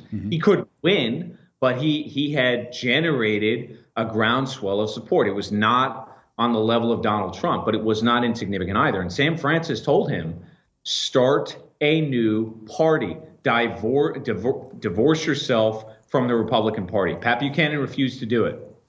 Fast forward to 2016. Donald Trump talked about it. He talked about walking out of the convention, but he failed to do so. My point is, we've been here before. And it's going to take real leadership and vision for people to recognize that we've got to go a different route. We've got to try things differently. Trump was never the man for that. Unfortunately, Pat Buchanan wasn't the man for that. But what Sam Francis said, and from Household to Nation, still must be done. It's a mandate that hasn't been fulfilled. We need a new party. We need a nationalist movement. That's the solution. Trump had the opportunity to build something like that, but he's an egomaniac who's about himself, so he didn't. And if Trump fails, which he probably will, right, then the people, those middle American radicals that turned out to vote for him to the tunes of tens of millions will see that. And they will their faith, or the little bit of faith that they had left in the political system, will come crumbling down, and then maybe we'll see some real change. So that's another reason why Trump is good. One other thing to note here, okay, because a lot of people, when I have these discussions, and I've had these discussions since the Tea Party in 2010, all right, and people sort of dismiss me when I say that, and they dismiss the idea of a new party, and they have for a long time. It can't be done. It's impossible. Of course, American history says otherwise. However, there is also a well-documented political model that a lot of people have sort of forgotten about. I wrote about it in a Substack a couple weeks ago called The Final Disillusionment. Sam Lobel wrote something about the political solar system. Typically speaking, you have a dominant party and you have a party that sort of orbits around them. Well, since the 2000s, both parties have basically lost their mandate. Everybody hates the Republicans. Everybody hates the Democrats. Now, yes, they have institutions, they field candidates and so forth. But if ever there was a time to launch a new party, now is the time, because trust in the legacy parties and the legacy institutions has collapsed. And if Trump fails, as you say, Vince, that'll be the final disillusionment. It'll be the final nail in the coffin. And then I think we're going to get off our ass and we're going to build a new party. That's what we need to do. That is such a good way to end. Although I did want to talk a little bit about the Sam Hyde thing. I know that everybody has seen it and it's been so hyped. But I found this valuable not just because it was he's a good orator. I know he's a dick and everybody hates him. He's funny. But he's funny. And this represented, this has, I think, 9.5 million views on Twitter right now. Wait, everyone hates him? I love Sam Hyde. What are you talking about? I thought everyone loved him. I don't know. I mean, I don't want to repeat rumors. He's but crass, I don't have a problem with that. I've just heard that he's like a huge dick. Oh, okay. Wow. I don't really care about that. 18.5 million Oh my views. gosh. Last time I That's looked. crazy. Wow. But I think that this represents, because Elon Musk watched this. I wonder how many people actually watched the video, though. I bet a lot of them. At least 1 million. You think at least 1 million? Yeah. At least 1 million. Yeah, he really sees the moment. He Yeah, does. he did. He sees the moment, and I think that he did a good job. represents the divorce between mainstream conservatism and those of us that see this appropriately as an ethno-nationalist struggle for the heart of America. And he really was able to pinpoint that in a way with levity and I thought that it just spoke to the heart of so many people. We do have a little cut up. It's clip 8. Clip 8. Let's see how quick I can get this to go. Boom. Do you understand that the American people are on the ropes right now? Your people and not the world, okay? It's the American people. That's where this shit is popping off. That's where you came to do business. The American people are your problem now, to the extent that you want people to pay attention to your opinion. And by people, I mean actual people, not Patrick Bet-David, not Ian Miles Chong, Scott Adams, not these fucking faggots that'll walk around sucking your ass because you have money and because you made an electric car. But to the extent that you want that, you have to protect the American people. You're all about being pro-natalism and increasing the birth rate. Why is the average dude gonna wanna have kids when he can barely afford to live by himself and eat Domino's? Hey, why isn't China importing infinity Indians right now? If it's such a huge economic advantage, why isn't China doing it? We need to do a naval blockade of China to make sure they don't get any of these amazing Indians. Every Indian that makes his way into China is a threat because China will use their genius to get one over on us. That's the biggest threat this country's facing, right? I think we need to go nuclear. I think we need to say, if China imports enough Indians, it's like diamonds. It's like nanotechnology. Indians are like nanotechnology. We have to be willing to use nuclear weapons to keep China from getting these precious Indians. That's step one. Sounds retarded, right? Because it is. It's retarded. It's subtarded. Oh. Ever hear of a subtard? By the way, Moist Critical coined that term, subtard. Competing with China in what sense? GDP? Making a number go up? Having software companies that are valued more highly? Competing with China in what sense? And at what cost? If the cost is making America look like Calcutta, that's not worth it. That's not a price that we're willing to pay. That's absolutely true. That touched on basically every topic we discussed. And I think that this has had so much play because he really spoke for, I think that people that are on the left and on the right is something that we can all relate to. Yeah. He's never really done this. He's never really been like overtly political with comedy. Like it's been a while. Right. Yeah, it's been a long time. But that also shows how serious this issue is and how much it affects people. I mean, Sam has seen what's going on, I'm sure. Go watch that video if you haven't seen it. Go ahead, Cam. Listen, guys, we're on the edge. We're on the edge, okay? That's why I mentioned the Dugan article that talked about the shift from Auschwitz to Gaza. Again, I can mention it as sort of a current event. There are tens of thousands of these people that are being murdered. They're just being murdered in cold blood. And the international community, the rules-based order, the moral supremacy of the West is doing nothing about this. And everybody knows why. Everybody knows because they're all whores for the Israelis and their Zionist plants in the Western world. Everybody knows what's going on. Now we've got, as Dave put it, we've got a very dangerous situation that's affecting everybody. It's affecting people in Idaho. It's affecting people in Montana. This is not about a border issue. This is a national identity crisis. And that's why you're starting to see this asymmetry, because people are hurting. They're on edge. They're afraid. And you're going to see in the near future some explosions. And just bear in mind, for those of you who are Americans, this is happening in France. It's happening in Germany. It's happening in the United Kingdom. There is an awakening happening across the Western world. This is just the beginning. I want to pull this in too. I want to mention, because he did say that this is affecting Idaho, and a lot of people do kind of overlook us. We're a red state. We're in the middle of nowhere. One of our largest corporations up here is Micron Technology. Micron was founded by this man, Steve Appleton. He was like a tennis player. He was like an all-star white guy. He was a Democrat and a lib, but whatever. Now, Micron's CEO is Sanjay Mehrotra, and they just got a $15 billion, I think it was $6 billion from the government, a $15 billion project in total to build a new plant down in Boise. Boise, whoosh. And look at what they're staffing it with. They're staffing it with H-1Bs. Yeah. And these jobs... Bye-bye, Boise. I did the math on it. The total H-1Bs in Boise area is something on the order of $33 million of annual salary. Yeesh. That could be going to people that already lived here, or at least already lived in America. I mean, these jobs that they're posting are like for very benign things, like Boise State University, assistant professor of finance, assistant professor of mechanical engineering. We don't have Americans that can fill these jobs. Of course we do. So this is affecting every single state. Of course. Not just the big ones, not just New York or Texas or California. It's pervasive.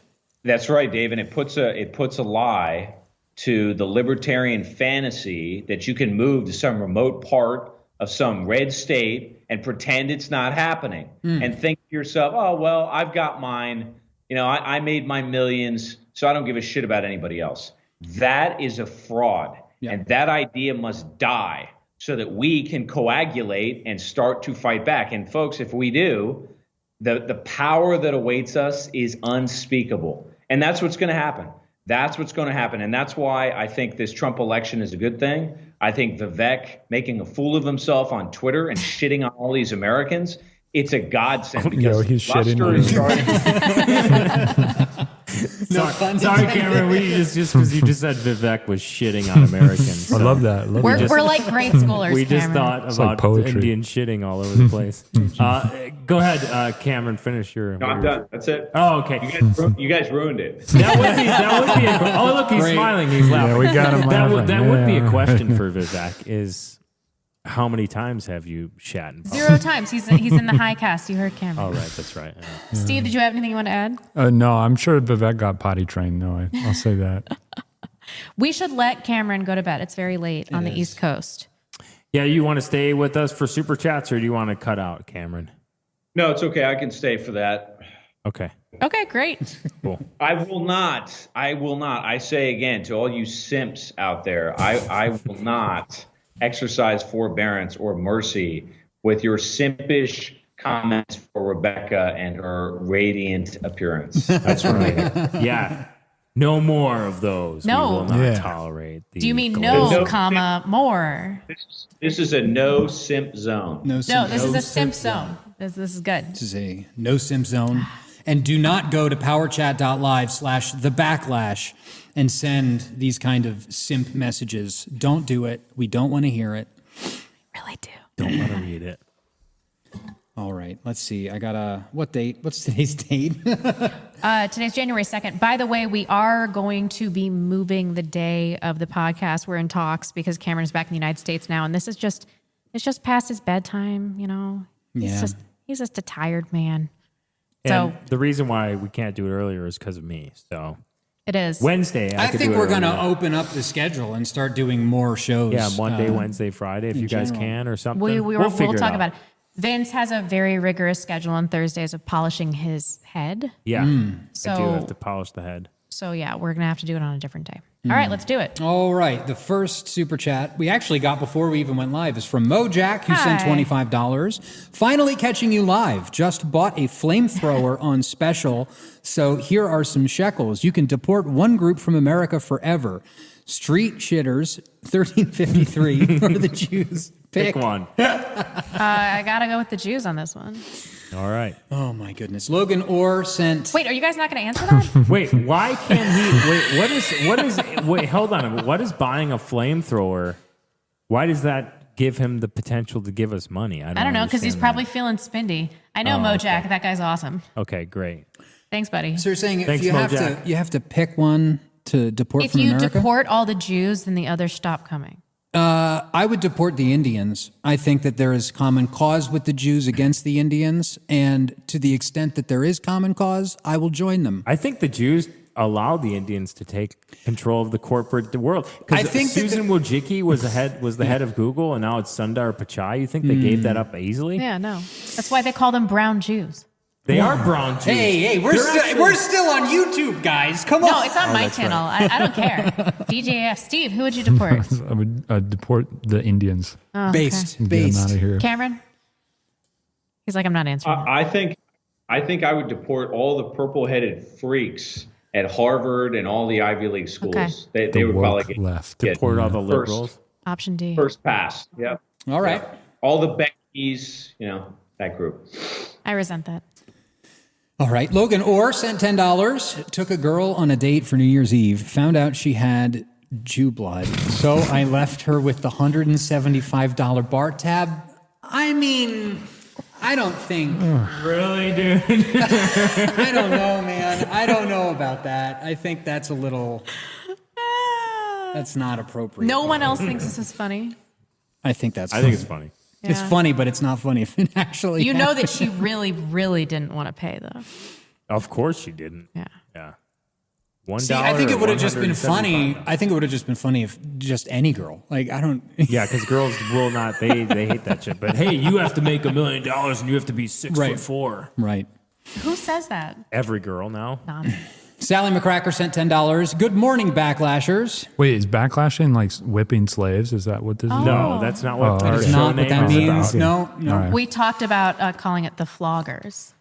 Okay, No, we the didn't floggers. say we did talk about We that. talked about calling it white lash. What kind of We did show talk did about I, it. Talked about Yeah. calling it white lash. Yeah. We did, yeah.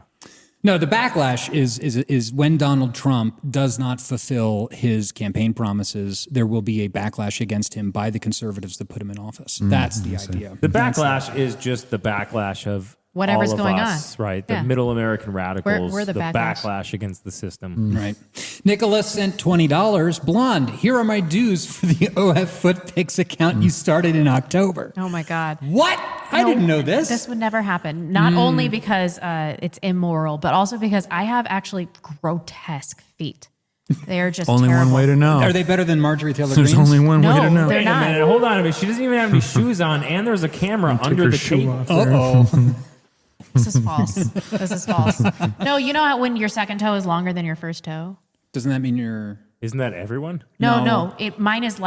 Mine is no joke. It's this much longer than my big toe. She's getting All right, descriptive well, let's here. see it. Under no There's circumstances only one will I way to show you know. my feet. No. Put the foot on the table. No. And from like decades of wearing heels, no. Noble Hereda Ram says for $5, greetings from India. HH, everybody. Hi, Steve. Heave ho, heave ho. Do not redeem it.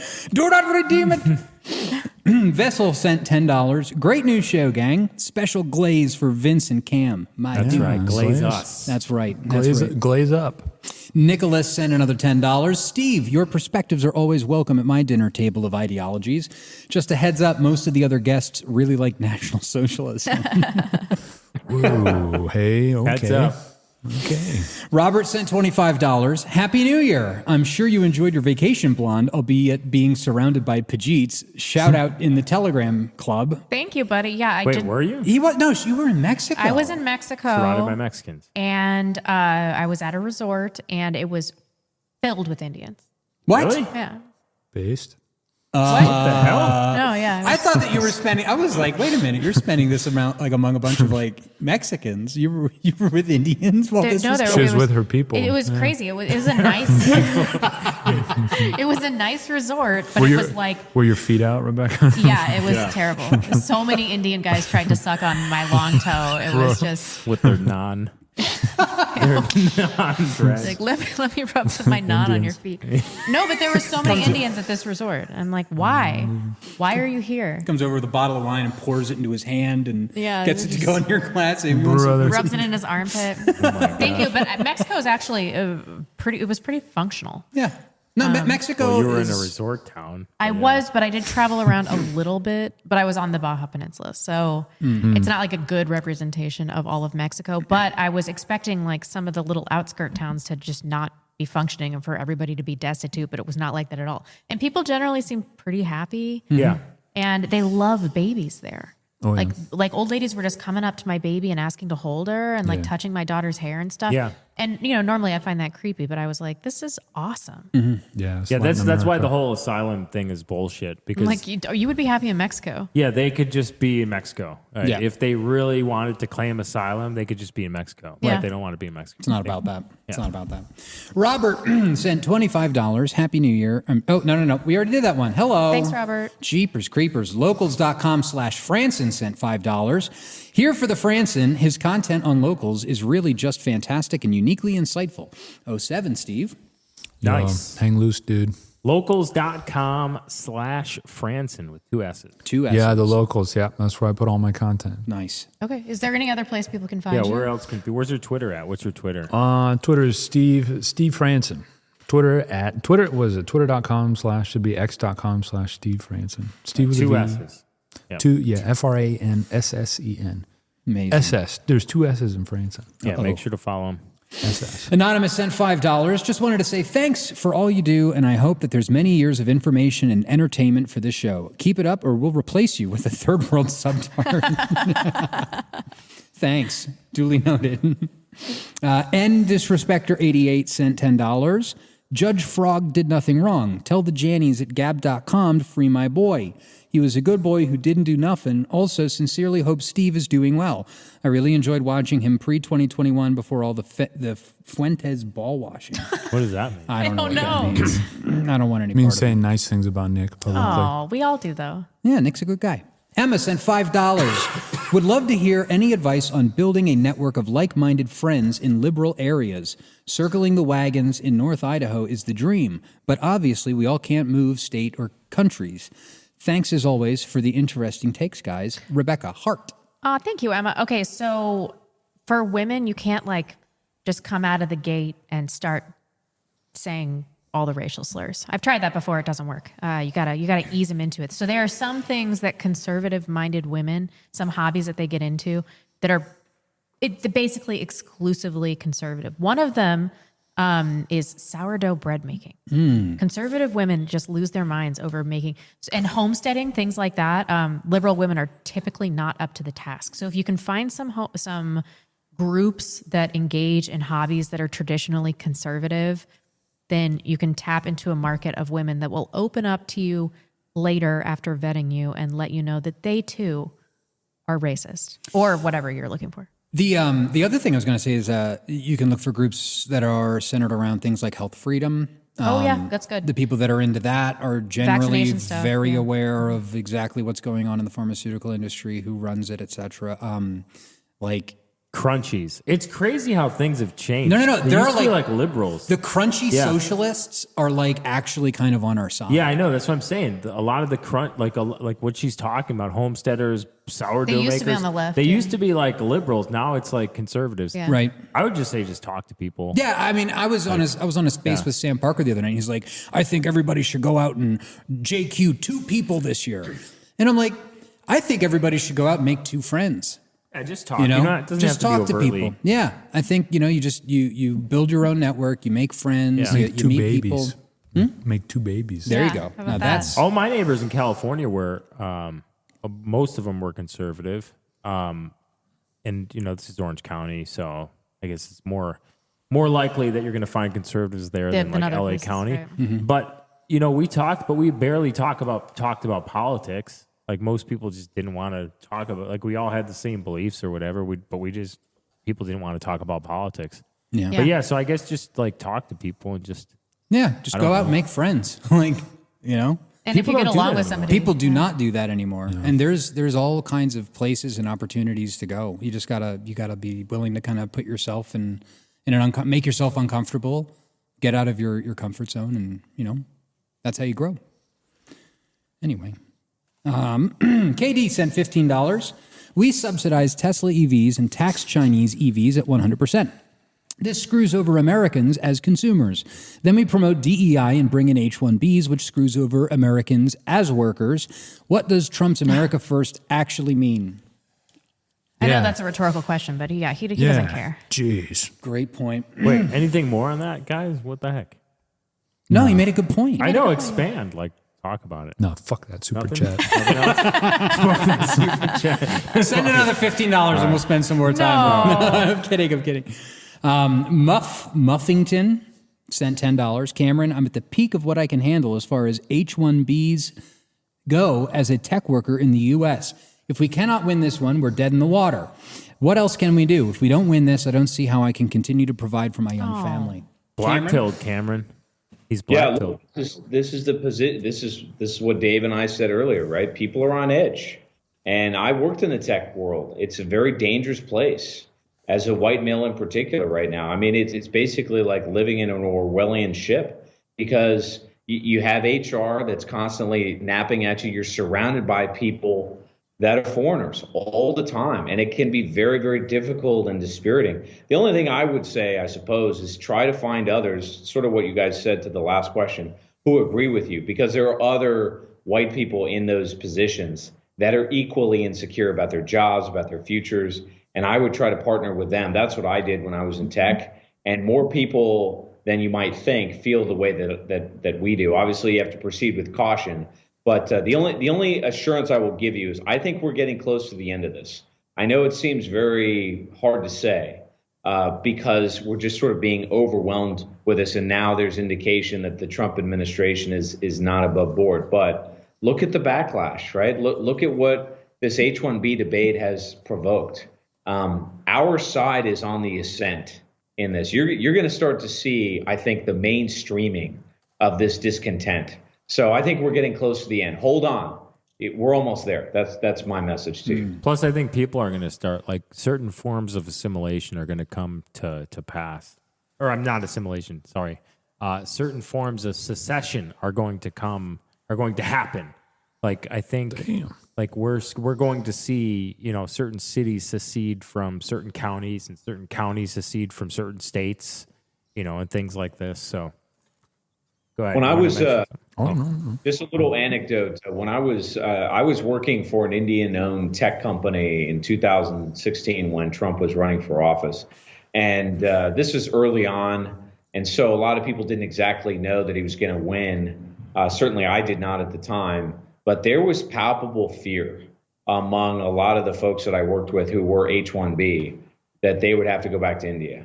And I think that that's exactly what's going to happen. I think you're going to see a mass remigration back to their home countries. You got to remember, a lot of these people do not have deep roots here. They don't. They're sort of like transplanted communities. A lot of Indians too, and they're not unique in this regard, but they are, I think, a flagrant abuser of it. Indians don't come here haphazardly. They tend to come in groups of 20 or 30 at a time, okay? Now, if that is the way in, it can also be the way out. Right. So I suppose what I'm saying is, as the lights come on and as more and more people become aware of what's happening, you're going to see a mass exodus. And it's not going to be unique to that group either. You're going to see a lot of these people go back to their home countries. Did you guys see the thing about the, I tweeted about this, it was about the F1 visas and how we do about 500,000 F1 visas, way more than H-1B visas every single year. And a lot of times you see a lot of these universities that are starting to do like 20% foreign student visas, because a lot of these foreign students are paying cash. They're paying like the full price for their tuition. And so they're just like, there's all of these like fake universities popping up. In fact, under Barack Obama, there was a raid. There was an ICE raid that happened, or back then it was called the INS. A raid that happened on this, an investigation that happened on this fake university that was basically only doing like foreign students.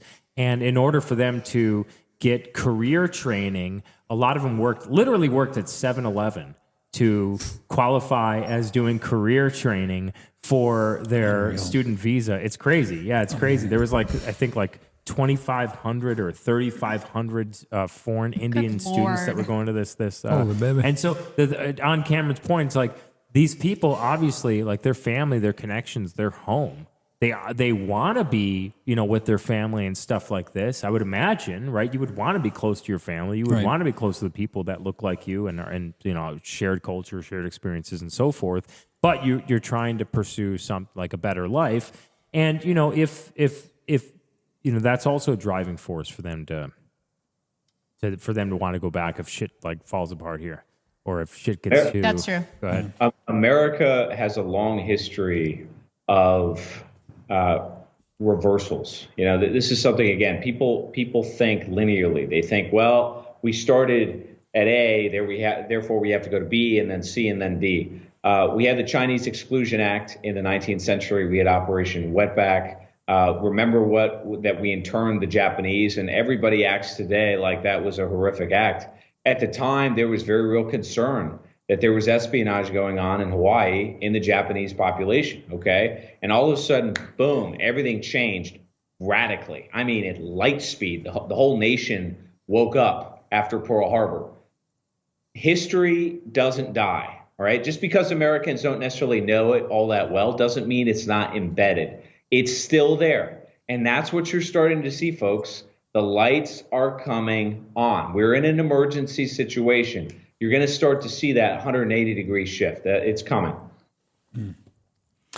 Michelle Malkin's In Defense of Internment, by the way. Great book. Oh, really? Yeah. I haven't read that book. Matty O sent $5. Hey guys, notice how manipulative Musk is? He just reinstated Jared Taylor for a few days before his mass purge of groypers. Is it going to be bad? It's going to be bad for 4 years. Musk is the president. You can tell Trump has no power. First term was President Kushner. Now President Musk. I don't know. I think that's. I think it's a little overly simplistic. Yeah, and also, didn't Jared Taylor, wasn't he reinstated? He wasn't reinstated. After? He was not reinstated. And it was a new account, right? He created a new account. Yeah, it was a new account. And then like someone just tweeted it out, and people just. I thought American Renaissance was reinstated. American Renaissance was reinstated, Oh, but okay. Jared's But his his personal personal account. account. Yeah, was his not. personal account. Yeah. Yeah. Addicted to Drums sent $25. Thanks for the super chat. Great show. Well, I thank love you. seeing Appreciate people it. come over from my old podcast. Oh, Do we need to do Welcome. a Telegram? Should we do a Telegram group? For We have We one. have one. like for our show. Yeah. What the? How do I? You guys Because cut I him out dropped of it. I dropped it in our Telegram group. there It's a not way my to- fault that you don't read. They don't let you into that. that we Is don't there a read way our- that I can like show the? I don't know how to do this. It's okay. No. I can figure it tweet out. out the link. We'll could tweet the telegram. links. I don't think they sent you the link, dude. No, Is it I like- promise I don't you think. did. I think I'm the only one in the show that actually like participates. I'm like, hey, Happy New Year's, everyone. They're I all like, did. hey. Is it like for like Power Chat subscribers only or something? Or Nope, is I'm pretty sure it's open to the public. it's just open. Okay. So if you're Mossad, get in there. Yeah. Hey. Matty O sent $5. Good to see you, Steve. Remember the Tara McCarthy, Mark Collette, Brief O'Shea good old days? Always was a fan. Rebecca, not to stir the pot, but I noticed you guys already are pulling in nearly the same number of views as Matt's show. You are for great, happy 2025. Ooh. Actually, when I looked, we You had hear that, Matt? 4,000 live viewers. Yes, I think Concurrent. that on all platforms we have drastically surpassed Matt Christensen live. 4K concurrent, hey? Yeah. Here. Yeah, take that, Matt. I'd never even heard of Matt Christensen until you told me about him. Oh, really? You let a good one go, Matt. You What a chased messy, her off. So I don't know gross what- breakup. Just for proof, 4,496. That is so great. watching Our live. bar should be a nice. lot higher than someone I've never heard of before. Right. But anyway, so Dang. That's fair. Reinhardt sent $25. Hi. I can't express how amazing the response around immigration has been. It's been more explicitly racial than I have ever seen from whites. I think our people know that time is running out and we need solutions now. They are paying close attention. Isn't it great? I think that this is it's such a positive development. I don't think I've ever felt better about the state of the country than I do right now. It's like actually. lightning overnight, Yeah. everybody started talking about it and everybody pretty much agreed unanimously except for the broligarchy, And is that the same Reinhardt on Twitter, by the way? Yes. I'm curious. Yep. Awesome. is it really? Yeah, he's a good guy. He's like, great. He's turned into like a reply guy. He's awesome. Oh yeah, and his wife is great. They're an awesome family. That's awesome. Oh, should we tell people we were just joking about the Alp? Because some Are we people are gonna get saying we could sued? sue. Yeah, I don't want to get sued. Yeah, We're this just isn't. joking. We're just It's joking. not a- It's- yeah. I bought We were these. just joking. We're not no, sponsored hold by on. Tucker. I bought them and then I emailed them Okay. and said we're going to mention it on the podcast, And and no they one said said thank you. Oh really? They said thank you, and Of then course, send it's us the free. clip when it's done. So I'm going to clip it out and Great. we'll send it to Alp. Anyway, Muff Muffington sent $10. The thing that neoliberals don't realize is that Trump was the compromise. If he screws us over, all options are on the table. If the power structure wants That's what I'm peace, saying. they will have to compromise with us. The H-1B issue is something we cannot lose. Absolutely. I agree. That's exactly right. Exactly right. Look, if Trump, what is he? Okay. I've said before, Trump is a nationalist, or rather, he's a conservative masquerading as a nationalist. He's not a nationalist. Trump is trying to save. He's trying to salvage the system. And actually, when you listen to the normies talk, that's exactly how they describe him. They're right. The system as it stands doesn't work. Let's throw the damn thing overboard and restart. Okay. It doesn't mean we have to start from scratch. Doesn't mean we have to go back in time. But we need structural reform. We're going to get it. And Trump's failure will be our success. As conservatism dies, nationalism will rise. That's where we're headed. Amen. Amen. T Powers sent $10. Hail from the French. Yo, Powers. Bitcoin, peaceful parenting, and UBP are quietly changing the world. Romans to you and the big guy. That's one of your people. Heave ho. That's one of your guys. Powers. He's one of your a people, nice guy. He's got a lot of Heave ho. power. Yeah, no, I agree with the peaceful parenting. Oh yeah. Yo, let's go. What is peaceful parenting? Peaceful parenting? Like, don't beat your kids. What's define beat? Like, hit him. Like, No, don't hit him. You got to spank him. No, you don't. I got spanked, and you know, I worked out well. what's a bet? David Irving got spanked. He worked out well. I don't know. Just make him do push-ups. That's what I do with my son when he said a cuss word the other day. I made him do 50 burpees. I made him do box jumps. I made him do like a whole bunch of other stuff. Is that peaceful parenting? I don't know. I thought you just meant like No, you don't just- beat your kids. I would You just say- talk to him. So like I shouldn't even say But this, that's a lot better. That's a lot better than. Well, the thing is, it's like I get the whole thing about like if you beat your kids, like they'll remember that forever. Yeah. Like they get traumatized by that, Yeah, right? it just short circuits their brains. Yeah.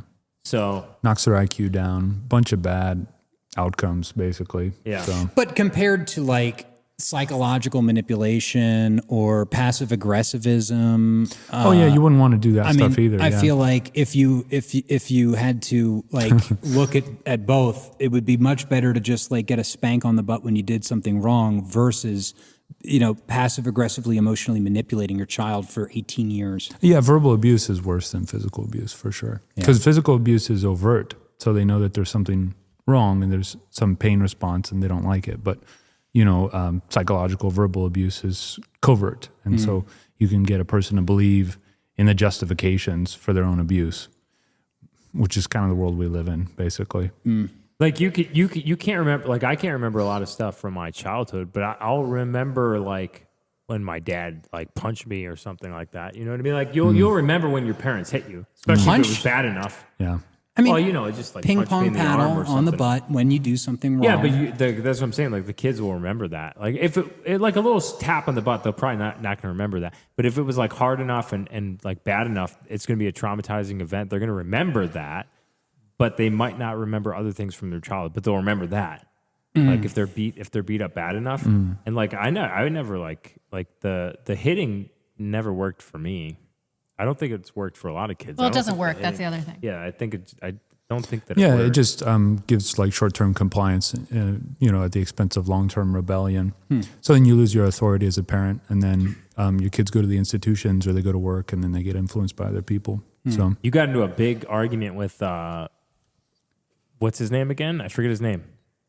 I don't get into big arguments. Daily Stormer. Andrew Anglin. Anglin. Really? Yeah. Yeah, you got into a big argument for a with him over second. that.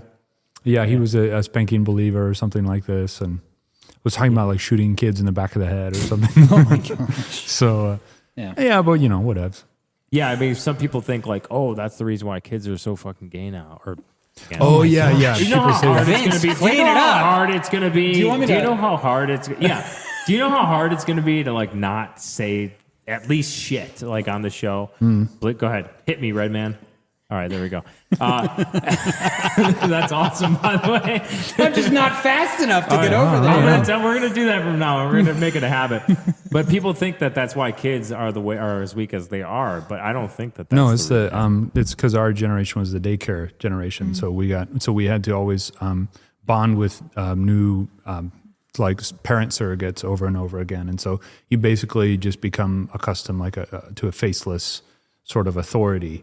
And so then you become a bootlicker for leftism, liberalism. That's what daycare does to you. So, yeah. So when you're always having to like acclimate to a new authority, what is that? But like that kissing the boot of bureaucrats. So. I'm going to go home and thank my mom for being a stay-at-home mom. Well, that's the way it used to work. I mean, is like family was close by and your family would help you out with kids here. And I guess. Yeah. And you just become like highly attuned to your dad basically. And then you would just be like a man. So, then the helicopter parenting, where I think a lot of us are with older kids is probably a little bit guilty of this. That probably weakens kids a lot. Oh yeah. If anything, if you had if anything, like it shouldn't be the parent. It should be just like your kid getting into fights with random boys. You know what I mean? Like your boy is going to get into a fight. That's going to toughen him up.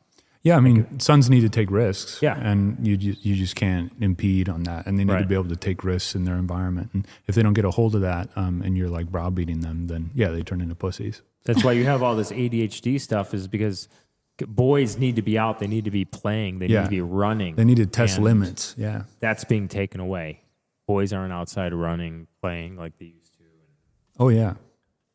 Yeah, I mean, I know some boys in my community or whatever, and they they're just always breaking the rules. They're always finding ways to drive the adults kind of nuts, but it's like, in a way, it's impressive. It's their intelligence at work, and so you can't really denigrate them for that because those are the people that are going to be leaders in the future. So when you smash that down, Beck would say, send them to math camp. Yeah, exactly. Vivek would be like, crush their souls.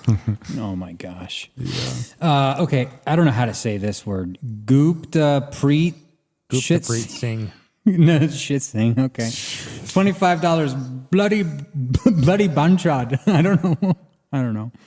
What I don't get is. it. Thank you. I think Banchad's some curse word in Hindi. Bloody Banchad. I think he meant to do the Indian voice, maybe. The Power Chat Indian voice. Oh, maybe. Yeah, we don't you have the can voices do- set up. Oh, we don't have the right. voices. It's difficult to get Oh, it everything means coordinated. sister effer. Oh, yeah, sister wow. effort. Yeah. Okay. Do not redeem it. Do not redeem it. Big Mad Lad sent $5. Vince is looking like a total Aryan Chad. His biceps are about to rip through his shirt. Blonde is Simple sweating alert. from his pheromones and can't Simple stop staring at him. Simple alert, Cameron says. Alert. More of Simple this, alert. less of the Rebecca. Less feet, more biceps. Yeah, less feet, more bald. You found somebody to watch gay porn with. Heck yeah. Oh my Let's gosh. go. Darth go. Comer sent $10. Okay. Yo, What's Darth. up, bros? Steve Franssen has the best Hitler takes. The legacy. Thank oh you. my gosh, the Thank legacy you. of Hitler keeps me horny for Aryan Latinas. Franssen books discography Whoa, this for guy book review likes. 2025. This guy's What into is- Latinas. What are you streaming about these is days? I thought you were like This about guy- parenting. Oh, dude, my content is off the heezy. My content is out there, man. Is that what your book is about? The peaceful parenting? The Oh, I have. torturing Yeah, I have a the book on villagers? peaceful. I have a book on peaceful parenting. It's just called Peaceful Parenting. Well, see, I read Torturing the Villagers and thought that that was about, spanking your kids. So I didn't read it and I just spanked. No, I'm kidding. I'm kidding. I'm I kidding. was like, wow, this is going badly. Damn.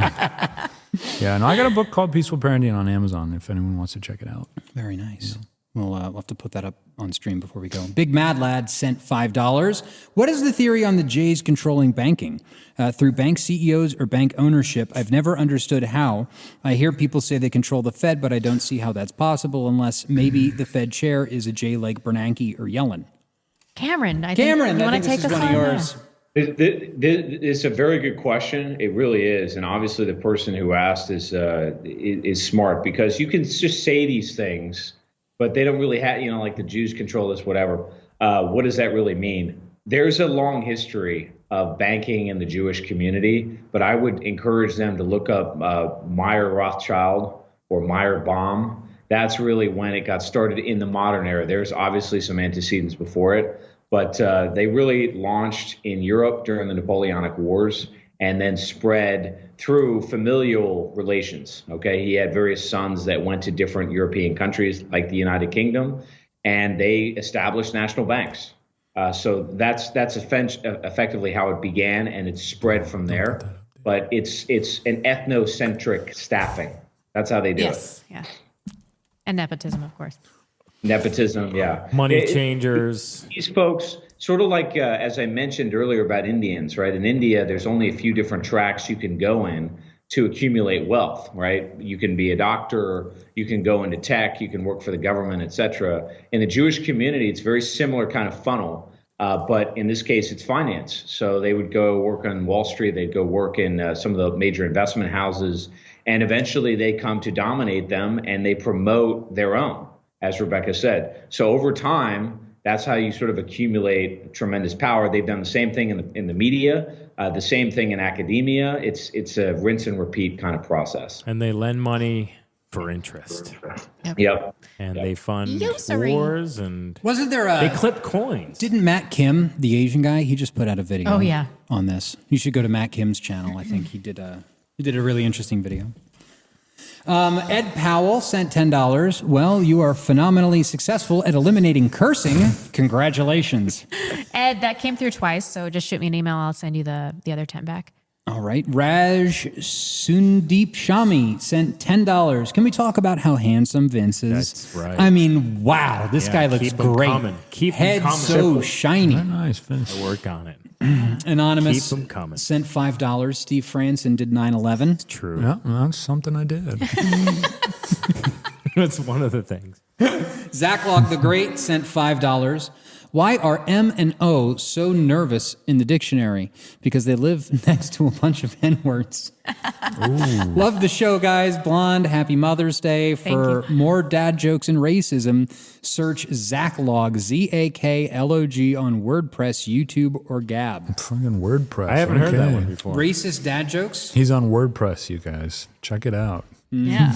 Wait, racist dad jokes. Where can we find those? Zaklog on WordPress, YouTube, or Gab. Yeah, I haven't heard awesome. that one. That was a pretty good one. Yeah. Oh my goodness. All right. Let's see if we can move on. Emma sent $5. Something interesting is happening in Canada. A lot of open disgust for Pajits from normies. Sing Hortons is radicalizing Canadians. I get it. So Tim Hortons. Tim Hortons, yeah. Sing Hortons. I get it. Wow. Yeah. No, it's true. That's great. Yeah. What they've done to Canada is what they want to do to America, for sure. Oh, There's my no friend doubt. Robin is pissed off constantly about this. Yes. She said she's just surrounded by Jeets all the time. And they're only going to want to bring more people like them in. Right. It's just like that meme. Have you ever seen a white teenager working at a convenience store that's owned by an Indian? Yes. You have? Right over there on 41. Okay, well, this is Idaho, though. I just mean like in most places. No, Yeah. I haven't. Bill Biz sent $25. Do you believe that Martin Sellner type remigration would ever be a possibility in the U.S.? So that's what Cameron was just talking about. Yes. Yeah. Cameron addressed that. I think that where there is a will, there is a way. And there is a remigration summit that is being planned for next spring or summer. That'll be held, I believe, in Germany with some members of the AfD and the FPO. So maybe we'll have some more details on that. I know Dave doesn't like it when I say this because he doesn't like the word extreme. But look, the extreme position is becoming the only position left. Yeah. So that's where we're headed. And again, try not to think of it linearly, right? When a problem becomes so big that you have to deal with it, you have to deal with it, and that's what's coming. I think it is kind of interesting to see so many millions of people on Twitter saying the same things that we're saying on the H-1B issue. Like you scroll over their profile and you expect them to be following like you or someone else that you know. No and one. they're not. Yeah. And, But they're saying the same things that we're saying. And it's millions of people. So it's like that's something you wouldn't see That's 10 true. years ago. It's vindicating, but I also find it annoying because I was saying stuff like this 8 years ago and Yeah, I nobody was know. listening to me. But it's okay. It's good. I It's know good, though. We paid the price. Yeah, it doesn't but pay to be now first. It's becoming It more doesn't normal. pay Yeah, to It doesn't, really doesn't, pay to be dude. first. That's a good point. Tip of the spear always gets broken, right? Alex sent $5. I actually subbed to Steve on Locals and was delighted by the content. Amazing work. Let's go. Thank Very you. good. It's very fun, very personable, lots of insights. I give you the edge. I really do. That's right. Steve Franssen.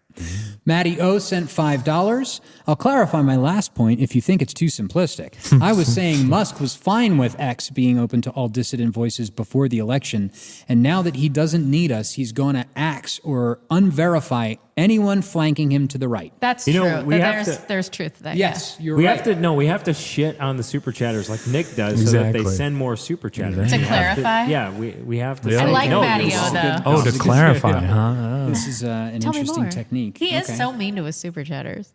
He He's is, the he best. is. He's like, But I'm it not works, answering that question. That was a stupid question. It's fun. Well, sometimes the questions are stupid. That's Are you true. kidding me? Jeez. So no, we already did that one. I think we're pretty much in on the end. I think that is it. Banging Unless show. Banging Wow, what show. a great show. I know that was we a went banger. over. I'm sorry, Cameron, you must be exhausted. a lot has happened this week. A We're lot gonna has happened Sing this him week. a lullaby. Lullaby. I know. Everybody looks tired, so I need some of that peaceful parenting. Yeah. Peacefully parent you to You sleep. need some of this Alp by Tucker Carlson. Warning: this product contains nicotine. Nicotine is an addictive chemical. FYI. Don't. I just wanted to say for all the Vince simps out there that Vince is not just the president of the Hair Club for Men. He's also a member. It's not working though. I'm not selling too much of the product though, because it hasn't but you're worked. using it on your beard. I can grow hair on my face. I can grow hair everywhere else, just not on Whoa, my head. whoa. Not on my Very nice, bald head. Vince. Very nice. It's okay. On the We side, still like you, Vince. Maybe we need an H-1B to get to work on that. we do. Yeah. Just a Solve hair baldness. transplant guy and pay him $5,000 a year. I don't think that works. It worked for Elon Musk. I don't know. Those Indian. Turkish hair plugs are looking pretty good. Yeah, Look but at that you gotta head of pay hair. A lot of My money. They're very Goodness. expensive. Yeah, I think Cameron. that's what we should rename the episode. Infinity Indians. That's what it should be. I like it. I Infinity like Indians. it. Yeah, Sam Hyde. Well, thank you all so much for joining us. Thanks to our guest, Steve Franssen. Do you want to tell everybody one more time where they can find you? Yeah, you can find me at franssen.locals.com, or you can look me up on X. Just look up Steve Franssen. I'm around. You'll see me. And thanks for having me, you guys. Of Is course. it Franssen.locals or is it Locals.com/ Franssen. It's franssen.locals.com. Oh, okay. Oh, I see. This is the Backlash. I am your host, Rebecca Hargreaves. You can find us out. Functionally retarded at the end of the show. You can find us on X at Real Backlash. Our website is thebacklash.net. You can do a / and donate there. See what I did there? Yeah. Do it. That's good. Thank you so much for joining us. And we will see you the next time we stream because we need to renegotiate what time we're streaming. Thank you, All right. everybody. Bye, guys. Take care.